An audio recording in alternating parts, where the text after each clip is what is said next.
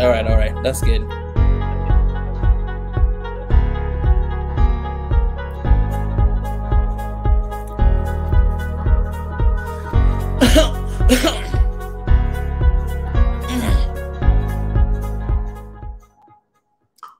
Yo, what up, my people? Welcome back to Swahili Nation and One Africa Forum, One Africa Movement, One Africa. Guys, welcome. This is your place, all right? This is your place, and as you're coming here, guys, you have to feel at home, all right? You have to feel at home. We have 23 people logging in right now. What I want you guys to do is copy this link and share with somebody out there. Tell them that something is about to happen today. All right, something is about to happen today. And shout out to everybody who is joining right now. I'm so happy. I'm so excited. I am so energetic. I see my brother Rich Francis right there. The member. I had to force you, brother, to become a member. But I appreciate for the love. I'm not going to forget that. I appreciate for the love that you're back here, man. Your brother is back too, all right? I was feeling a little bit sick, but I'm back right now, Rich Francis. I was waiting for your text message, by the way, telling me, hey, how are you doing, brother? But I didn't see anyways. I'm just bashing you right here, all right? Welcome, everybody, to today's, meeting. I am very excited because I feel like it has been a while, and sometimes when you have a little break, it was not really break, right? It was like a sickness break. But sometimes when you stay away a little bit and to reflect and everything, sometimes you get a clear perspective, and I think that's what has been happening. So I thank God for that. Appreciate for everybody who is joining here today. I want to shout out to all the members who are in this family, starting with Rich Francis right there. He's the member of the family. And today, guys, I want to tell you this, that I'm not going to spend a lot of time to talk and to lay foundation of what we're going to talk about today, but I will open the conversation right away and allow you guys to come in and to share your opinion, all right, to share your views. What is your take? If you have, yesterday I told you guys to go back home and to try to see, to check it out, the conversation that has happened, between Turkey and Africa, that meeting, so that you guys may come back here and share your views about that. So I hope everybody here. I saw a lot of leaders were in that meeting. We had Nigeria, we had Ethiopia, we had Rwanda. Oh my goodness, what's going on? I'm gonna drink a little bit of water. We had a lot of countries there. Well, I didn't see Tanzania. I don't know what's going on, but we had a lot of countries there. And let me shout out first for people who are here supporting. Appreciate. Let me send my regards to all the members, and I'll put their names here on the screen because these are very important people who are helping us to move forward. I appreciate you guys for becoming members and to support this family, this movement. It means a lot. And I appreciate y'all. So if you guys have a chance to join and become a member, you all have to know that you will have a kind of like badge in front of your names, and it will look very different. So please, you can come and join and be a part of the family. And also, let me share the link in the comment section just in case if you want to join and you want to support, you can go ahead and do so. Let me do it here. Let me do right here. But how are you guys doing today? Before I just jump right into it, I want to know how you guys doing. How is your health?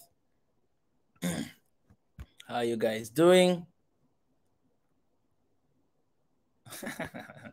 Regis telling God has work for you, man. Yes, my man.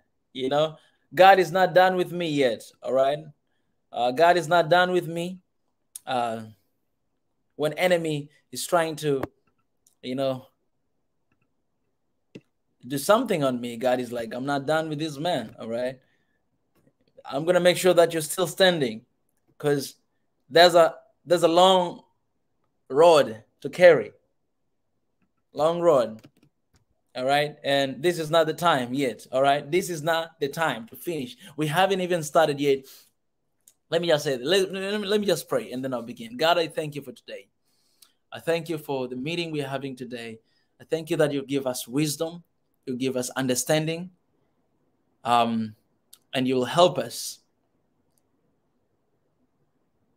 to have this conversation for the sake of our people, for the sake of our countries, for the sake of our families in Africa.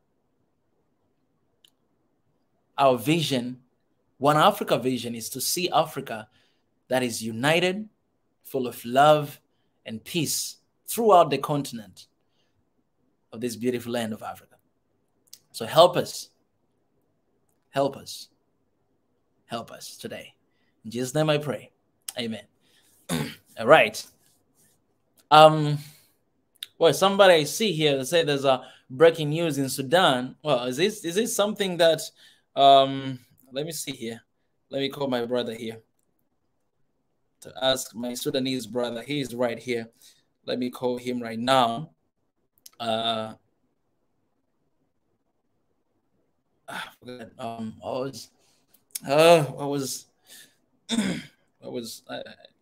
forgot his name.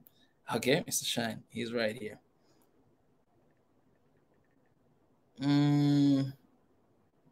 I have my Sudanese brother right here.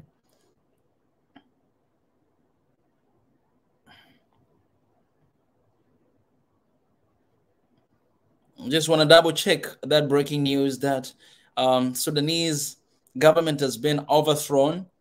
That can be the update of the news today. So, but I want to make sure that it's the right news. So let me call my brother here and see if he's okay. He's right here. Let me see. Let me call him. Maybe he can give an update a little bit. You know what I'm saying? Like we can start off with that refreshment of today's news, if that's the case. Hi. Hey, my brother. Hey, Mika. Man, you are live right now, live on Swahili Nation. How are you, brother?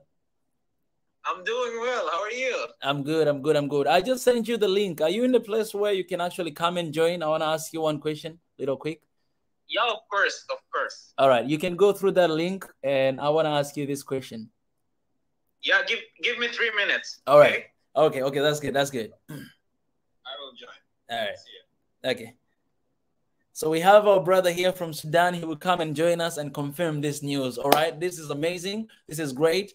We'll find out very soon. So Talzan Django, let's find out very soon if what you're saying is right. God bless you, brother. Keep it up. Francis Molinda, my brother. This is my brother. I hear. Thank you. Thank you so much. God bless you. It has been a while. It's been a long time. I'm here. I'm here right now. It's been a while. He's my longtime brother. I miss him. Wow. Francis Molinda, brother. Respect, respect, respect. Thank you for everybody who is joining. Today's topic, we're going to talk about Africa and Turkey's relationship. And yesterday I shared a little bit, and I told you guys that we're going to be coming back to talk about it. So please go ahead, trying to find out, what really happened in that meeting, and we come here and share together. I'm here to moderate what everything is going on here today. All right. And I'm going to allow you guys very soon to come after having this little bit of interview with Nuri, little quick, to hear what is going on in Sudan. And then I will allow you guys to come in and to share your views about this Turkey and Africa relationship.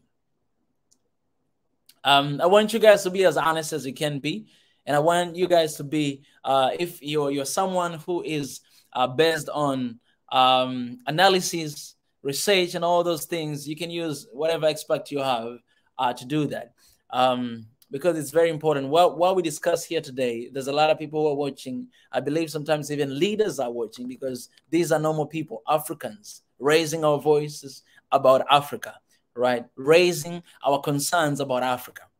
And I want to say this, that we can be as honest as we can be critical as we can be, and also can be supportive as we can be. Okay, I have my brother here. My brother Nuri, welcome back, brother. Hi, Mika. Yeah, how are you today? Great. It's nice to see you today, really. It's good to see you. The topic today is about Turkey and Africa's relationship, but I brought you in here right now because somebody just commented in the comment section. He said, breaking news: Sudan is free from what? The Sudan government is overthrown, and I don't know if this is the fact, is the truth. Do you have anything to say about this? Oh, my brother, he just where? Oh, what's going on?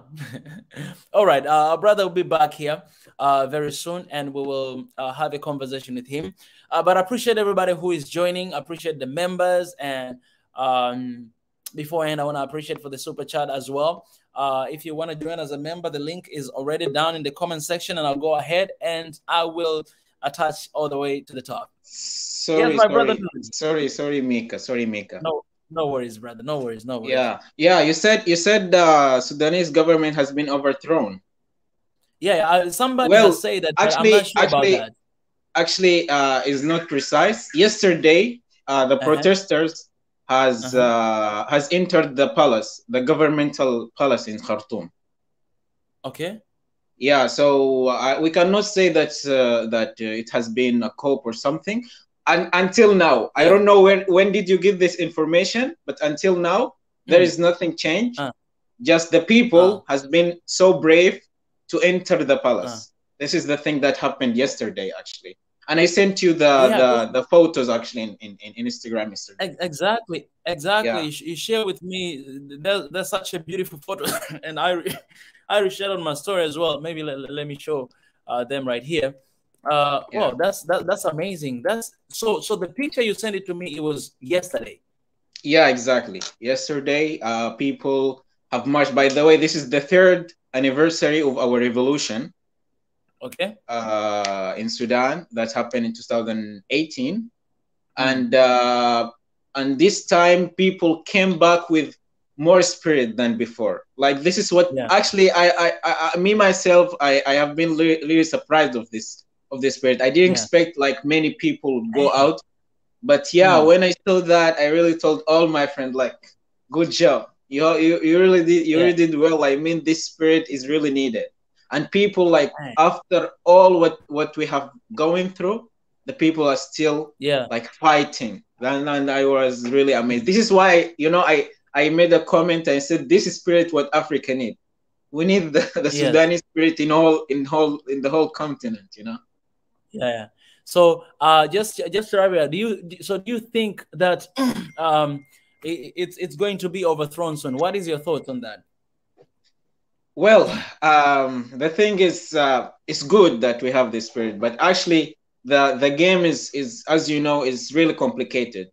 We have the region policy, and we have the international policy, and Sudan is stuck in this crowd. I do believe it's a matter of belief. I still believe that this soul will change something. This spirit will change, which will change the matter in Sudan. Yeah. And also the thing that Sudan has, Sudanese people actually has a structure. It's not how to say a random protesting or something, but we are having a system. We're having a structure of our protesting, and this is help the people to march. And this structure will show the government that they can. I mean, after Burhan make this coup in October, 25th of October, people are keeping marching every Sunday and every Saturday. I mean, Friday, Saturday, and keeping doing that. And that's proof that people will not forget their martyrs and victims of this protesting. So I still believe that this will bring a peace to Sudan one day. Yeah. Man, that's really amazing. It's amazing to see Africans awakening and standing up for themselves. Like, the pictures that you sent to me, yesterday. It's beautiful to see that. And us as Africans, we're just celebrating and supporting, what is going on. And if there's any way that we can, Nuri, this is your home, right? This is One Africa Forum, and it's your home. And we want to be as supportive as we can be, all together Africans, because when we come together, we are stronger, right? Yeah, Just like exactly. we are coming together for Ethiopia, we're coming together for Sudan, we're coming together for Niger, for every place there in Africa. So if whenever you have, let's say, a proposal or something, you can always let us know. And you're always welcome here to participate, to do something for that, for our people in Sudan. Actually, I was thinking about that. I wanted to share this with you today, that if we can create some media structure, we really can help, like, boosting this revolution. And also if you keep sharing, I can send you some content. Yeah, like sharing that in your channel, of course it will help a lot. So we have plans about that, and we can discuss it more in the coming days, you see. I love that. Yeah, brother. So for now, I'm gonna let you go, but let's discuss more about that, and we can definitely do and work on something to stand with our people, from Sudan. We love them, and you guys, I know you're watching right there. We love Sudan, and we are going to stand with you guys in this. Any way we can help, we're gonna do it here to make sure that Sudan is coming back in peace, and we will continue to fight for the development and everything for our people and for our countries. Flourishing of Africa. Yeah. Thank you, and we love you as well. And I will keep joining in this movement, in this session today. All right, that's beautiful. Yeah. You're in Turkey right now, right? No. Now I'm in Ukraine. Wait, you're okay, Ukraine. All right. Yeah, I'm in Ukraine now, but I was like watching the news eventually, and I'm really interested in this topic of today. Okay, then you better come here when we start, inviting people, and if you have anything to share. Exactly. And Ezra here has a message for you, Professor Ezra. Say thank you, Nuri, for your incredible work in supporting the democratic and economic aspiration of Sudan. Yeah, thank the people who are protesting in the street. Yeah. We should thank them. I appreciate it. Yeah. I love you, brother. Thank you, Ezra, for your beautiful words. Yeah. And thank you for inviting me now. No worries, brother. Anytime. No worries. Thank you for being ready. We'll keep anytime. In touch. Yeah. Talk to you soon. Yeah. See you. All right. Okay, guys. So that's about Sudan. And also, in the same spirit, I want to share with you guys this one right here. Before I allow you guys to comment, to start sharing. The No More rallies, it's gonna happen again. This is tomorrow. Yeah, 21st of December. That's tomorrow. And I want to say that Swahili Nation in One Africa will be here covering live. Live. I believe the brain will be there in this rally tomorrow, right? The brain, you'll be there in this rally tomorrow. So if we're gonna try our best to cover this event live, and so here's the thing, guys, that I want to remind you guys. All right, this right here, No More, it's not just about Ethiopia. Okay, because some of the people, they think that, oh, it's Ethiopia, it's Eritrea, but we have my position. I've said this and I've said this again. My position, I'm not here to support politics, all right? But I'm here to support what I think is best for Africa. No More, it cannot just be about one place. It has to be about Africa because of what it stands for, right? So, we want to take this opportunity to invite Africans to join this movement, Africans to join this rally tomorrow on December 21st, right? This is Seattle Memorial Stadium, right? To join. Okay, that's beautiful. So Ezra is not going to be there in Seattle, but, we believe that we're going to have someone, because we need to cover this as long as it takes. And if they can have, like, 2 phones, it's very important, because, sometimes if it goes too long, and you don't have charge, we might not be able to cover, but we'll have to cover this, as long as it takes. So I believe we're going to find somebody in Seattle and to be able to cover this live stream here at Swahili Nation, and everybody will be able to see. So if you're an African and if you are in the States right now, please go and support. Please go and join, and let's raise our voice. Okay? Let's raise our voice, because we want to save Africa and we want to have a safe Africa. Africa that is for Africans and not otherwise. Africa that is for Africans and not otherwise. And that's why today we are talking about this, Africa and Turkey relationship, because one of the, actually the main, I was really surprised that the main topic was Africa for Africans. That was like kind of like the title of the meeting, Africa for Africans. That's special. It's special, but all right, we're gonna talk about this because I don't want anybody to be fooled. All right, appreciate Kuru, and thank you so much, Professor Ezra, for the donation again. Appreciate, brother, for always supporting me that much. Appreciate, brother. Appreciate. Mika, what you're doing is more than politics. Appreciate, Kuru. Hey guys, Uncle Kuru is right here. It's been a long time, Professor Kuru, Uncle Kuru right now. Yeah, so Africa, let's join our hands together. We can actually see what is happening right now. We can see people waking up, and all these movements that are going on, guys, they're not just awakening Africans, but they're awakening our leaders as well. We see African countries, African leaders, African people demanding more and more every single day, wanting to see more, wanting to see something bigger than what has happened in the past. So that is the journey towards the right direction. Yesterday, Mr. Niger, he said one thing. He said that we need to be patient.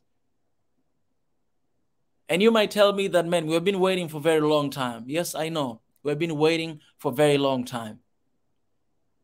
We've been waiting for a very long time. But if we lose our patience right now, we might not be able to see what we're expecting to see. So please, tomorrow, go and join. And we're going to try our best to cover here a live stream. So, yeah. Anyways, guys, so invite everybody. 70 people right now we're having joining here. Appreciate. Please invite everybody out there to come and to join. I'm going to dive into the topic right now very soon. And I'll be sharing the link in the comment section for you guys to come and to raise your points. All right, so this is what I want you guys to come and to share. Yesterday, we had such an amazing conversation and productive conversation. If you guys haven't seen it, please go back and check it out. What we talked about, it was amazing. You guys, you have to see it. I just love the fact that we all have different perspectives. And that's amazing. That's amazing to see. It's beautiful. And even today, nothing is going to change. It's going to be the same thing. So let's do this. I want to engage you guys a little bit more. As I'm sharing with you what you should come here and what you should prepare to share, I want you guys to drop your comments, where you're watching from, where you're joining from. Let me know in the comment section. And make sure that you copy this link and invite somebody out there to come and to join as well, to share and to raise their points. All right, so I'm going to invite you guys to come here to share your points, but I want you to share your opinion on if you have followed what has happened in Turkey. Maybe you listen to your leader talking, or you listen to all the conversations that has happened. If you've done that, please, I want you to give me your, first of all, your thoughts about what happened or what is happening between Turkey and Africa, to give your thoughts, your view, right?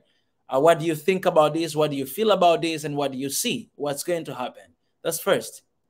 And second, you can talk about, this famous speech right now. It has been going on viral, of the president of Turkey, how he spoke about everything that's going on. He's speaking about UN, SC, and he has spoken about, not having the seats in the UN Council, right? He has spoken about that, how unfair that he is. He's spoken about that and spoken about, different plans and what he thinks Africa should be, right? And you guys, know it. I want you guys to come as well to talk. And another point that I want you guys to think of, yesterday we were talking about the relationship between China and Africa. The reason why we're talking about this relationship, because us as Africans, we are demanding to have a relationship that it will work for us, a relationship that not like the relationship that we have been seeing over and over and over again, that we've always been on a position of losing side. You know what I'm saying? We've always been on that position, but we want to see relationships that will be productive and it will bring about change to our continent, because this has to be win-win situation, and that's what they're saying, right? But we want to see something that can actually like happen. You know what I'm saying? Like it's kind of like here I want to bring a little bit about, you know, African Union. It's kind of like how African Union, you can see their role, you can see their action plan and everything. They're amazing, they're good. If you read, man, you're gonna be satisfied. But we have been talking about this for years. For example, a single passport in Africa, it has been there, topic, it has been there for years, but nothing really is happening, right? So you might have action plan, you might have goals, you might have missions, but then nothing is happening. You don't see anything. That's what we don't want to see. That's why we're having this conversation, because we want to have relationships that will actually work, right? We're not just going to have things that we hear, they're nice, they're good, but then we don't really have results of them. We don't want to have that. We don't want to see that. So we are in a position of demanding. We're in a position of questioning that. We're in the position of saying that, all right, I think we're heading towards the good direction, but we want to see something happening, right? You know, I don't want to come after 5 years from now to be like, oh my goodness, that was the biggest mistake that Africa has done. You know what I'm saying? That was the biggest mistake that Africa has done. So I want us to try to help our people, our leaders, because we are the voices of Africa, right? We are one Africa. We are African people. So we are raising our concern. We're raising our questions. We're raising things that we're concerned of, and we want to see the change. We want to see difference, right, coming from this. So one thing that I want you guys also to think about, it's about this issue that we've been talking about all the time. All right, about you know, about military bases in Africa. Let me just say this: that me personally, I am against that. I am against that.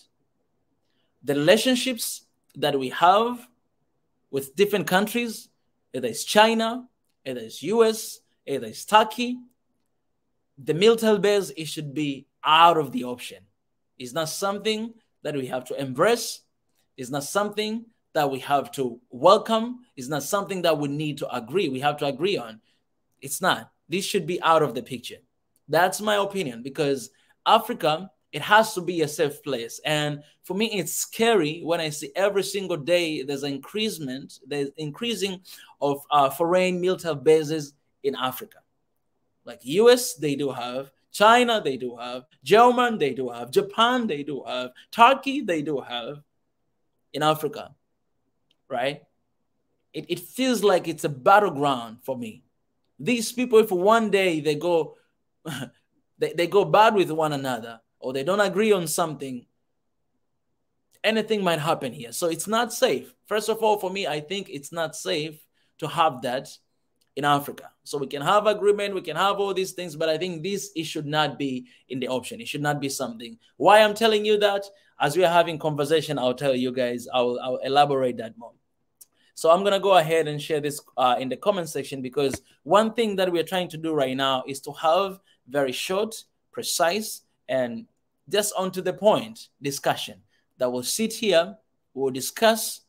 The longest time we might go is 3 hours, but from 2 hours and continue, like, to have that moment that will come, we'll share and have a productive talk, just like yesterday. Yesterday was amazing, and I really enjoyed it, and I want to have that again and again and again. All right. Okay, so guys, that's the link in the comment section. Please come and raise your voice. I love the questions here. How should we frame our relationship with Turkey and other powers in the world so that they benefit Africans? That's a good question. That's a good question. We can start with that. The what, how, and why Africans' relationship with the rest of the world. That's beautiful. Can start with that. So if you want a little bit of angle to start with, this can be the angle you can start with. How should we frame our relationship with Turkey and other powers in the world so that they benefit Africans? That's what we're trying to do. I will never come here. Even yesterday, I think I mentioned with you guys that I would never come here and say, all right, this is good. Appreciate it, Professor Ezra.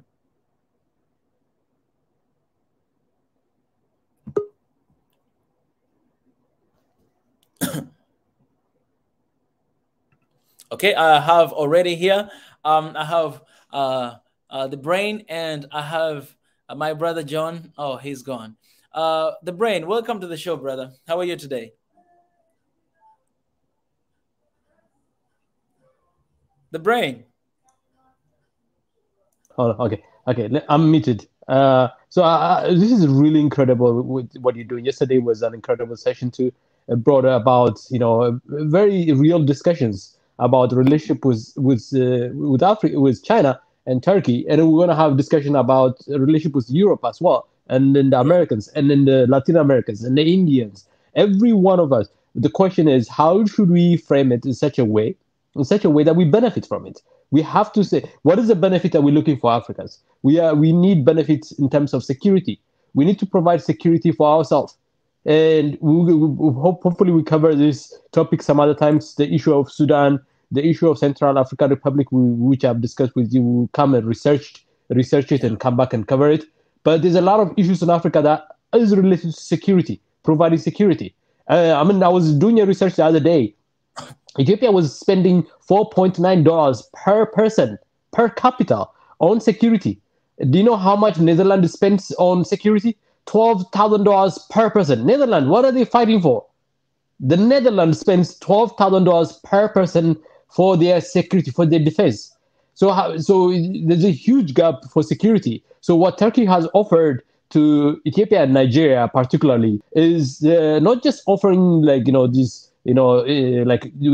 drones and guns, but also how to train ourselves to build those things at home with African resources, with African minds, with African technology, with African capability. So how do we improve the capability? So we need to demand even more than that. We need to demand Turkey to do even more than that. And security is the biggest issue. The reason Ethiopia is in this crisis is because it cannot provide enough deterrence. Mind you, deterrence. We cannot deter sufficiently any of these rebel forces that are trying to use weapons as a means of achieving their political goals. And then hence, we have millions of people suffering as a result of that. From Tigray to all the way to the southern part of Ethiopia, there's insecurities as a result of the government's inability to organize, to mobilize the resources necessary to build a security apparatus. And I think Niger has talked about this at length at different times, but I am seconding him more. The more I study this, the more I understand it now. That our relationship with the world, now Turkey is offering this, but we have to make sure that as Africans, it benefits Africa more than it benefits Turkey. Let Turkey worry about how much it benefits for them. Let Turkey would do a very good job of organizing their interests with Africa to make sure they benefit from it. But that's not our problem. Our problem is, as Africans, is how do we benefit from it? And then you can go into economy, you can go into society, you can go into technology, or there's a whole spectrum of things that Africans have to need. And then the key point is we Africans have to come together to be able to have a stronger negotiating position with these countries. So we have to come together as unity, as united blocks in delivering our case together, so that it's not just 120 million in Ethiopia or 89 million in the Congo or 20 million in Togo. I think Togo is 20 million. Hopefully, I'm wrong. I'm right on that number. But it is together, all of us coming together, to present our case, from Somalia to Senegal, from Algeria to South Africa. We having a common understanding that our security is of paramount. We have too much insecurity across Africa, and that's why we have all these bases that are being used as an excuse to come to Africa. So now, how do we take over that? How do we take the initiative away from these countries that are trying to come in and take advantage of our insecurity? And so that's the point I wanted to make. Hopefully it's come across very clearly. Yeah. Let me ask you this question, Ezra.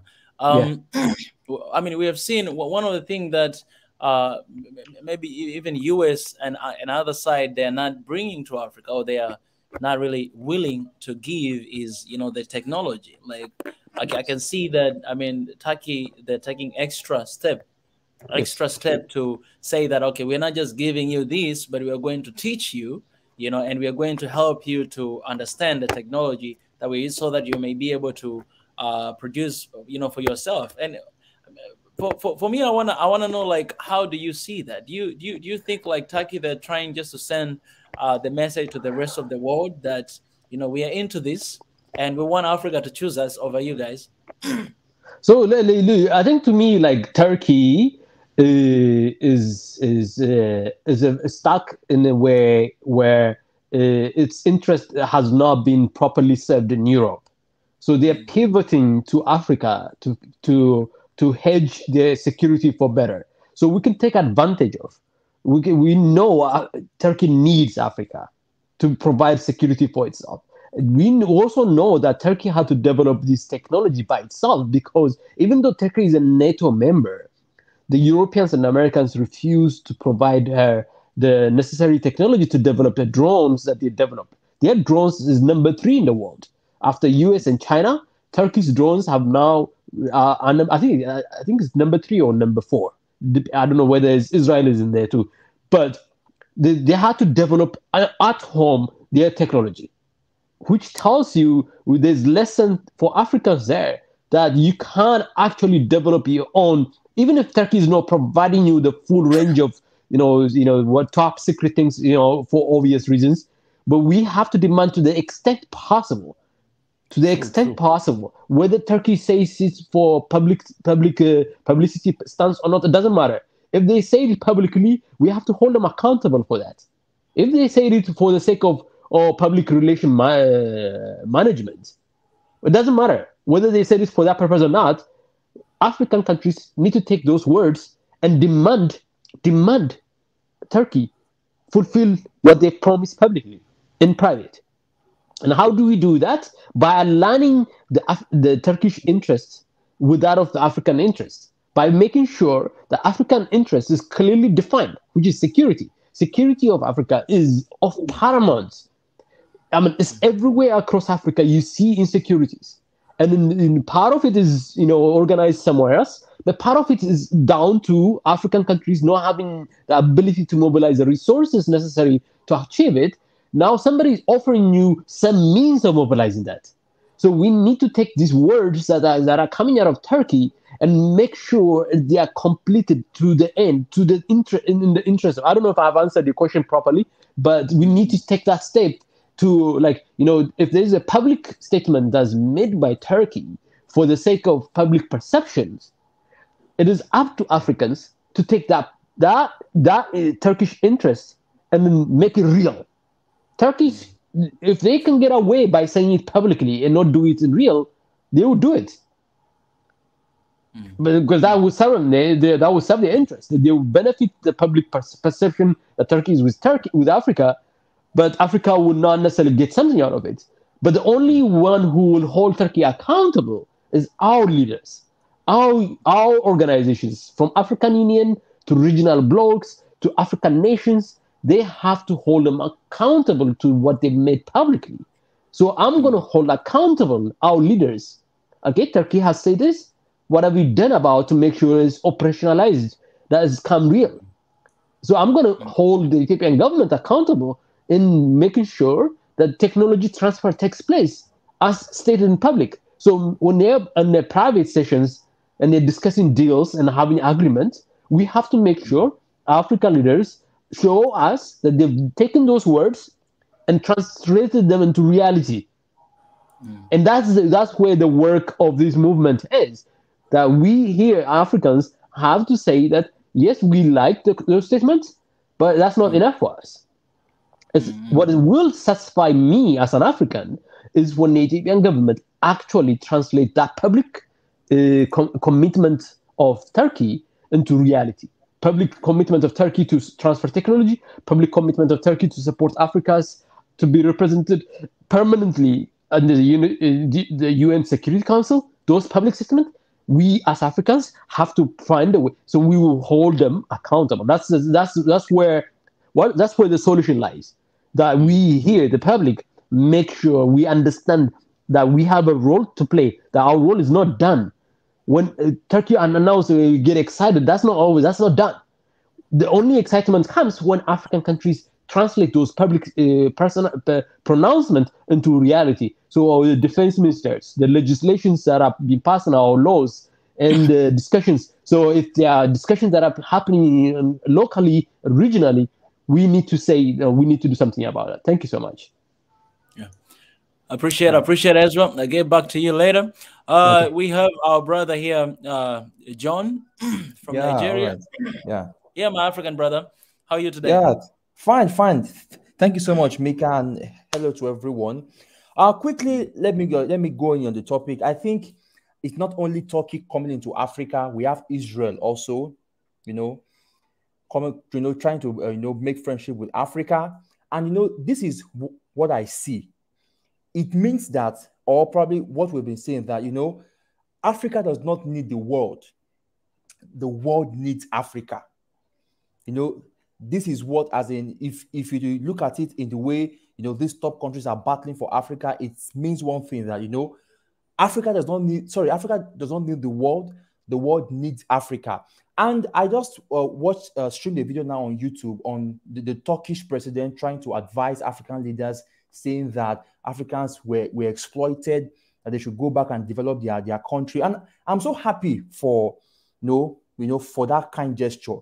Like, the former speaker said, the problem is not with these foreign countries coming in. We've been exploited in the past, agreed. Now, the problem is,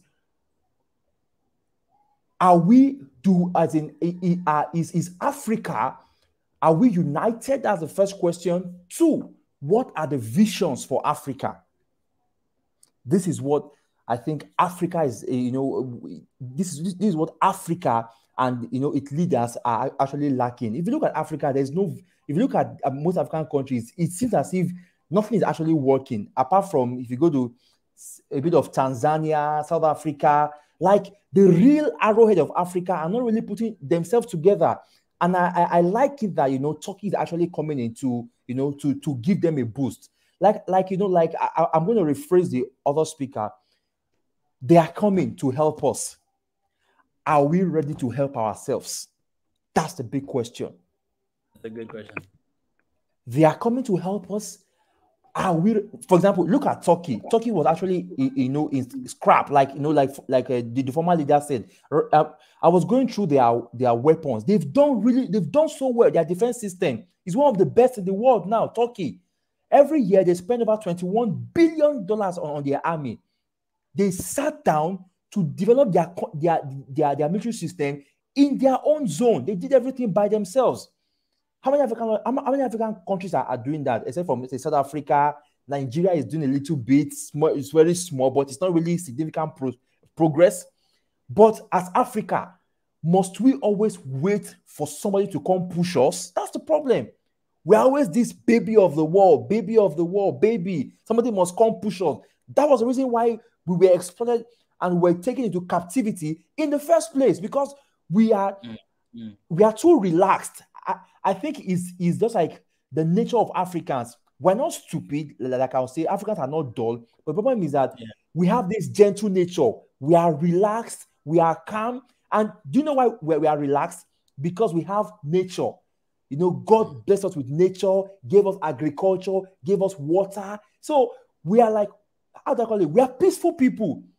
So I think, but if you look at the white man on the other hand, in Europe, I was reading a book and somebody said the reason why the Europeans pushed for started exploring the world was because their countries were too cold. They were not comfortable with the weather in the snow and the snow and the weather in their country. So they had to move out and go find greener pasture. But Africa, on the other hand, we were blessed. We had everything. Well, agriculture, we had goats, we had so many wives. So we were comfortable. And the white man came in and captured us. And this is what we are still doing till today. This is what we are still doing till now. We are resting too much.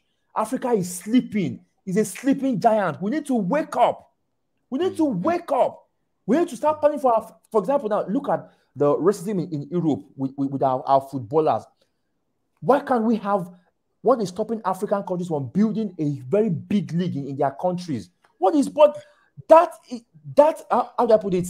The disorganization, the inability to work together, the lack of vision is what is making us students to our masters. So I'm going to round up like this. I'll say this: Africa needs to be more we need an African. We need an Africa with vision. Africa should lead the world in technology. Africa should lead the world in space. Africa should lead the world in manufacturing. We should lead. We have everything here. We have the talent. We just need the leaders to put everything in place. Africa does not suffer from a single disaster, apart from probably a few volcanic eruption, few flooding, and a few disasters. We are blessed from up to ground, but we need leaders with more vision. Look at Saudi Arabia. Everywhere is desert. I was in Dubai last year. Very beautiful place. They turn a desert to a beautiful and a fruitful place. Look at Africa. We have everything here, but we can't put it to work. So I'll round up by saying this: we need an Africa with more vision. We should not rely on the Turkish expansion to Africa. If you ask me, I think that probably Turkey wants to pay back the white people. Probably they want to pay back NATO. They want to pay back America. So they feel that they want to come through Africa. Let's see how you can give Africa a little biscuit. Because if you look at Turkey, for example, their GDP is around $700 billion. Now, the GDP of Nigeria is $500 billion. The GDP of Egypt is around $400 billion. So we are potentially better than these people, but we don't have enough drive. We don't have the will to drive, to drive the narrative. So these people come, when they want to expand their global power, they come to Africa, deceive us, and begin to control the narrative. I round up. I'm going to out this time. Africa, we need an Africa with vision. We need an Africa that can work together. We need to manufacture. Thank you. I'll read my mic. Yeah. John, I want to ask you another question. Kuru raised up really, really good question. He said, we know what they want, whether it's Turkey, whether it's US, whether we know what they want. But the question is, do we know what we want from them? Yeah. What do we want from them in this relationship that we are having with Turkey right now? What do you think Africa need or want from them? Because that's where we can agree to partner with someone, or we can refuse if we really know what we want. So what do we need from them? Okay. All right. Thank you. One thing that I think that that that is very important for every country to grow: skills transfer. Africa lacks enough scientists. We need more. Our scientists are abroad, are in America. They are, I don't blame them. They have to do all they need to do, to sustain themselves. But I think we need homegrown scientists. Most especially skills transfer. How can you teach us to produce our own weapons? Apart from weapons, how can you teach us to utilize our resources on our own? That is what we should be after. That was what we're supposed to agree with China, but we failed. We allowed the Chinese come in and exploit us for free. They're giving you loans. What are you investing in the loans? Are you trying to grow your local based talent? Are you trying to grow your local investment? You're waiting for the Chinese company to bring in their workforce to work in your country. It means that you have no vision. Why can't you, for example, Mika, you have an idea or business idea that could employ people. Tanzania more than China. Tanzania more than a foreign company. You are the best person to solve the problem. Why can't the Tanzanian government fund your business? Why can't they fund you? But because I don't blame them, the colonial damage that we must always run to the white man to do things for us is what is creeping Africa. So, for example, in the Turkish relationship, I think what Africa needs now is a skills transfer. That's one. And number two, we should avoid, them. For example, we should avoid them. How do I put it? We should avoid trade deficits with this country. For example, let's say we want to say, don't worry, Africa will send you we'll send you buy our weapons. Because let me tell you, that's what they will do. Africa, come and buy our weapons. Africa, come and buy our, and you know that when you begin to consume those things, your country becomes poor. No one is going to help you. I was reviewing Nigeria in 2007. Now let me give you this. Let me give you something now. Nigeria was I reviewed Nigeria-US trade. Nigeria exported goods worth $28 million in 2007 to the US. We imported goods worth $74 billion to Nigeria. Look at the huge trade deficit. Yeah. How are we going to be rich? We're going to be poor. We're like cash cows. They are making us dry. They're taking the very little we have, and they're giving us very little in return. So Africa needs to be productive. That is just it. Thank you. Appreciate. Before I go to Big E, I want to come back to Ezra, because you raised something here, and I want to point out something about this. You said what Africa needs is peace, and from what I see, I just want to give you my view on this. I think peace should not be something that we need from someone. Like I know you're talking about security, but I think that if we cannot manage to have peace by ourselves, if we cannot manage to have peace, like if us as an Africans, right, we cannot manage to stop the civil wars that we are going through, or the conflicts that we have between one country and another within Africa, and therefore we want a support from someone else to help us with the security and to have that peace. I think that's very dangerous, because first of all, it just shows how serious, how weak and not serious we are. Because if we cannot even manage to have peace on our own, and we want somebody else to come to give us that peace, it's not a good sign. It's not something that I think we should go out and need that from all this relationship we have. But I want to hear why you mention about that. So people don't understand. A lot of people don't understand that the conflict need and peace need and want. This is easy to conflate. So, for example, if you want technology to be transferred, that's more want than need. Need is like fundamental. Like these are wants are a manifestation of need. So need is more stable, static, stationary. So the need for peace, has to be the vibration under which we build what we want. So we want need for peace, and we want need for prosperity, and so our need defined in peace, defined in prosperity, defined in social cohesion, defined in building that connection, the building of trade, and the African connection between each other. Those are fundamental needs. Once you've outlined those needs, then your policies for transfer of technology, your policies for economy, your policies for trade, your policies for this, and then out of the policies, then strategies are developed, approaches are developed. So what do we need from them? So we don't need from them. It's not what we need from them. It's what we need generally. Okay? We have to first agree this is what we need. And then our policies and our strategies that emanate out of this need, will inform what we want from them. So what we want from them is separate from what we need. What we want from them is trying to implement the need that we have. So need is what we need. We need security in Africa. That's it. It's not somebody else is coming to satisfy that need for you. You have to take ownership of understanding what are the fundamental needs of Africans. And then you build the manifestation of those things comes in the form of wants. So I want to have a good relationship with somebody else so that I can have good security, which satisfies the need. Does that make sense? Yeah, it makes sense. But my question is, so we need peace. You say that, and I agree that we need peace. So from this peace, this is our basic need. Like Africa, we need peace. We need peace as much as we can.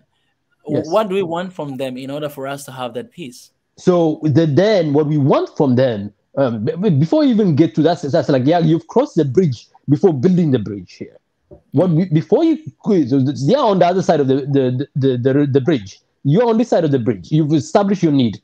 The next thing you have to do is you have to construct the bridge. You need to have the architecture and the blueprint of that bridge that takes you to where you want with them. So when you go across and have a conversation with them, which is policies. We need to have policies. We need to have strategies. We need to translate those needs into specific policies and approaches. Okay, so one of the ways to satisfy security is coming together as united forces. Okay, so that's a policy statement. And that policy statement, how do we achieve that? Strategies, either regional grouping or like the Kwame Nkrumah approach or the slow approach. That is the differences of policy. Then once you have that bridge built, then you go across, and then when you go to Turkey and sitting down and discussing with them, you are talking to them on the specifics of the strategies or the tactics of, hey, let's transfer technology, let's do this, let's have this deal. We want this trade deal. We want this relationship. But the way you keep track of whether those things that you are discussing are right or wrong is by tracing it back to the strategy, and then back to the need. So there has to be a flow between what you're doing when you're meeting, executing that need on the ground, and then the underlying things that informs it, that guides it, that keeps track of it. And then I think John also talked about the vision as well. Where all of this taking us to? It has to take us somewhere. So that vision is where we're going. And so I don't know if I'm making sense, though. I mean, I know it's quite a. Okay, thank you.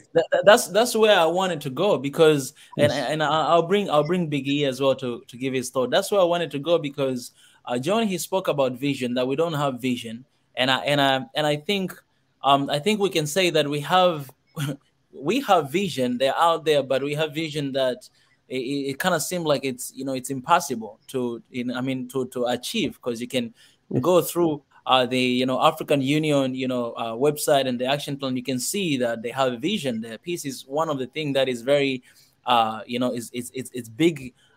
It's kind of like everything in that thing. But I think my point, what I'm trying to say, is that there are things that Africa should deal on on our own. Like, there are things that in all these things that we need and these wants, there are things that Africa should be able to deal by themselves. Like, for example, my thought is, for example, when it comes to the case of peace, this is something that Africa should figure out, should find a way for us to be able to deal that with ourselves, to find peace for ourselves. Because at the end of the day, that's when you have international intervention. I mean, like different countries coming and trying to resolve peace in your country. And right now we are saying no more to that, right? Maybe because we don't have a strong vision, or we don't have that determination that, okay, we need peace, but this peace, we cannot go out and start asking support from them and from that person that come and try to resolve it. And maybe that's why we are being treated the way we are treated, because if we cannot even figure out to have peace on ourselves, to just clarify, to clarify this, there's a notion of security, peace, and relationships with ourselves, blah blah blah. Those are needs. And then the next thing I talked about is the scaffolding for it. So you're building the infrastructure for it. So, but what I'm saying is that if you link the two together, if you link what you do, which is the building of it, with the fundamental needs, then what happens is that as you build process, and somebody comes to you and say, like, I want to help you with your security, you always come back and say, is it our need? Does it meet our need? Is it essentially fundamental things, the peace, love, and unity of that vision? Does it align with that? And if it doesn't align with that, just go ahead. So we're not going to these meetings with empty briefcase. We go into this with briefcase full of understanding. Us Africans are dictating the nature of relationship with peace, the nature of relationship with economy, the nature of relationship based on this fundamental. So you have to scaffold it in such a way that so there's a difference between vision and operationalization of that vision. When you operationalize it, it has to be anchored on fundamental stuff. That is what I'm trying to get people to understand. So they're not disconnected. They are very interrelated.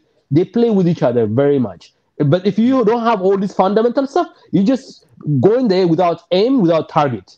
And then you be swayed where the wind blows is where you go. The wind blows the west, you blow the west. Blows east, you blow east. No, we say no. We have a compass. We have a set of, we have things that we come in here to accomplish. And those are things that African people need. And those things are not going to be negotiated. And any negotiation is built on those needs. That's how, and then we prevent all these other people from taking advantage of us. Because then we're not empty, coming empty. We are coming with something. All right. Okay. Thank you. I want to bring Big E as well to share. Thank you so much, Ezra, Yes. for elaborating your point. Big E. Good morning, good afternoon, Hello. and good Hello. morning Oh, for some of you that are west. yeah. Anyway, this is great topic, and I think we covered some of the issues on the past, and it's just we're just going to need to review our little notes on our discussion. That is about intelligence. Okay, Africa in general, each nation always react to crisis, always react to embrace someone somewhere that can help. Okay, that's reactive. Then the West teaches you or saying, think out of the box. Okay, I don't agree because I was born free with free thinking, free will. So I've never been boxed in. Okay. First, you have to bring in the patriotism of being African. You are patriotic to your nation right now, but we got to bring the awareness to all Africans as being patriotic to what Africa needs. So, if we don't build our central intelligence, where all Africans communicate and deposit the experiences with different country businessmen, politicians, economists, scientists, we need to have an intelligence that is deposited, and everybody understand that's going to be in the African Union. Like we said, we want African Union to work full-time, 7 days a week, 365 days a year. But again, as different politician, look at the senators in here. They get breaks for here and that, but they got their act together on how to do it. I'll give you an example. When America built the atomic bomb, she didn't build it by herself. She imported all the top scientists that she can bring in to build that atomic bomb because they cannot build it by themselves. And it was done as quickly as possible. Okay. So if we really want to have the peace in Africa, first, security. The security comes with what it comes with, because I don't want to go through definition. The other thing is we have a functional African Union. The other one that you have to think of is that, okay, we got all this. Now that we are reactive, now we are in Turkey issue. What do we know about Turkey? First of all, Turkey is in NATO. Okay? They tried to have a coup d'etat against Erdogan, and Erdogan now is pissed off. So he's going to create as much as he can allies. Like I said, we need a SATO instead of NATO. Do you understand? Which is going to be the south side. That is us. We're the largest continent in the world. Largest, not the one that you see on the map. We're larger than that. So one thing we got to bring into security is our intelligence. And guess what? let's say we want to manufacture an airplane, and let's divide that airplane in 54 parts. Okay, each country should be responsible. This is just an example. Okay, each country will be responsible for the tail, the wing, the engine, the avionics, and everything else. Just name it. Every component, things that we want to build. In Africa, right now, out of whatever that they found, they're putting cars together, they're building planes, they're doing boat, they create boats, telecommunication. They are reusing and improvising in order to build a robust telecom system. We don't even have that. Okay, so if you have a long-term vision on what we achieve, not just to say one Africa, but Africa in the move to be one Africa. And that gives us a power of intelligence first. If our intelligence is not lined up, we'll never succeed, because the Western intelligence and the Russian intelligence, the Chinese intelligence, the Turkey intelligence.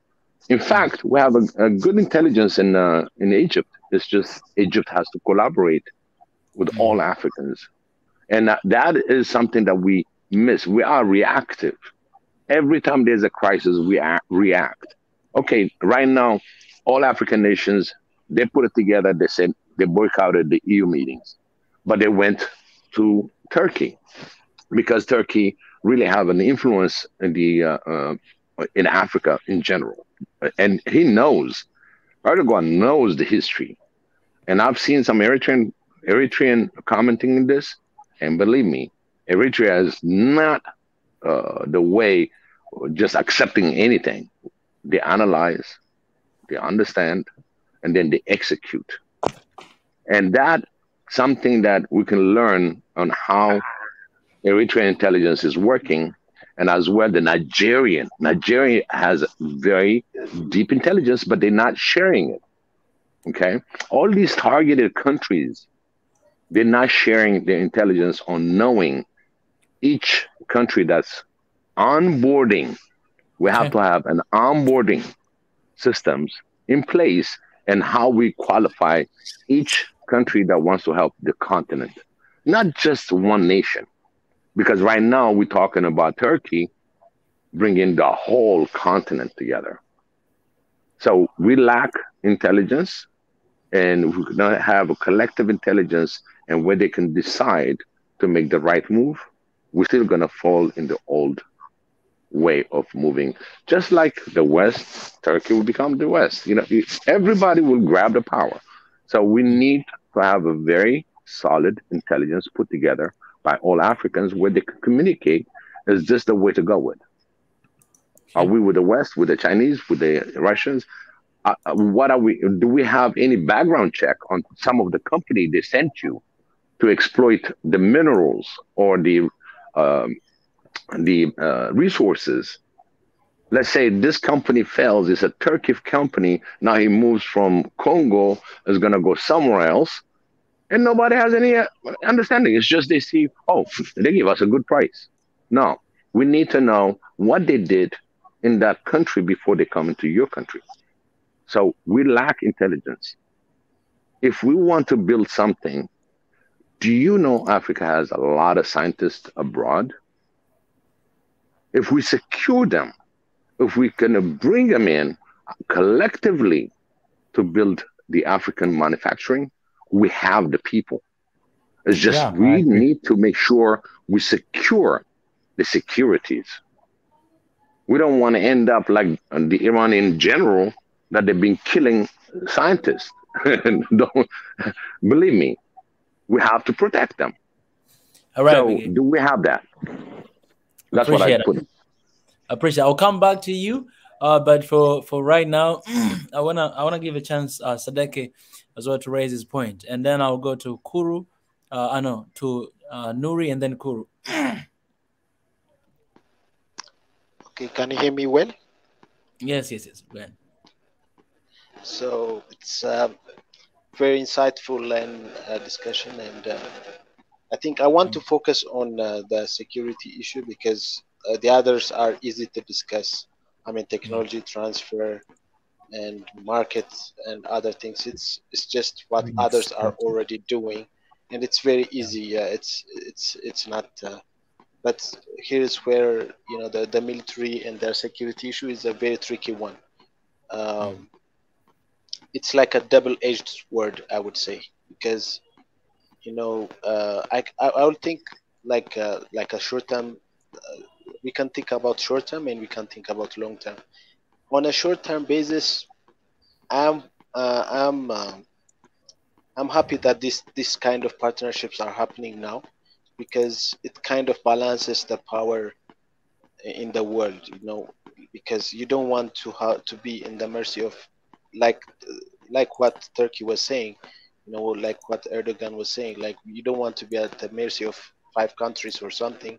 You need to have some balance, and on a short-term basis, that kind of helps us. And whatever pivot that we could have, uh, and whatever helps us be in the map at least, could give us a springboard to actually have a platform to discuss about our issues. Let's say we have, in the end, let's say uh, we push the agenda of having a seat in the United Nations Security Council. It means that the AU has to agree on what stance it would have, in that session, right? It gives a platform for all African countries to discuss and agree to debate and other things. And just like the European Union, it had to go through all the pain and all the wars to actually achieve the European identity. Just like that, we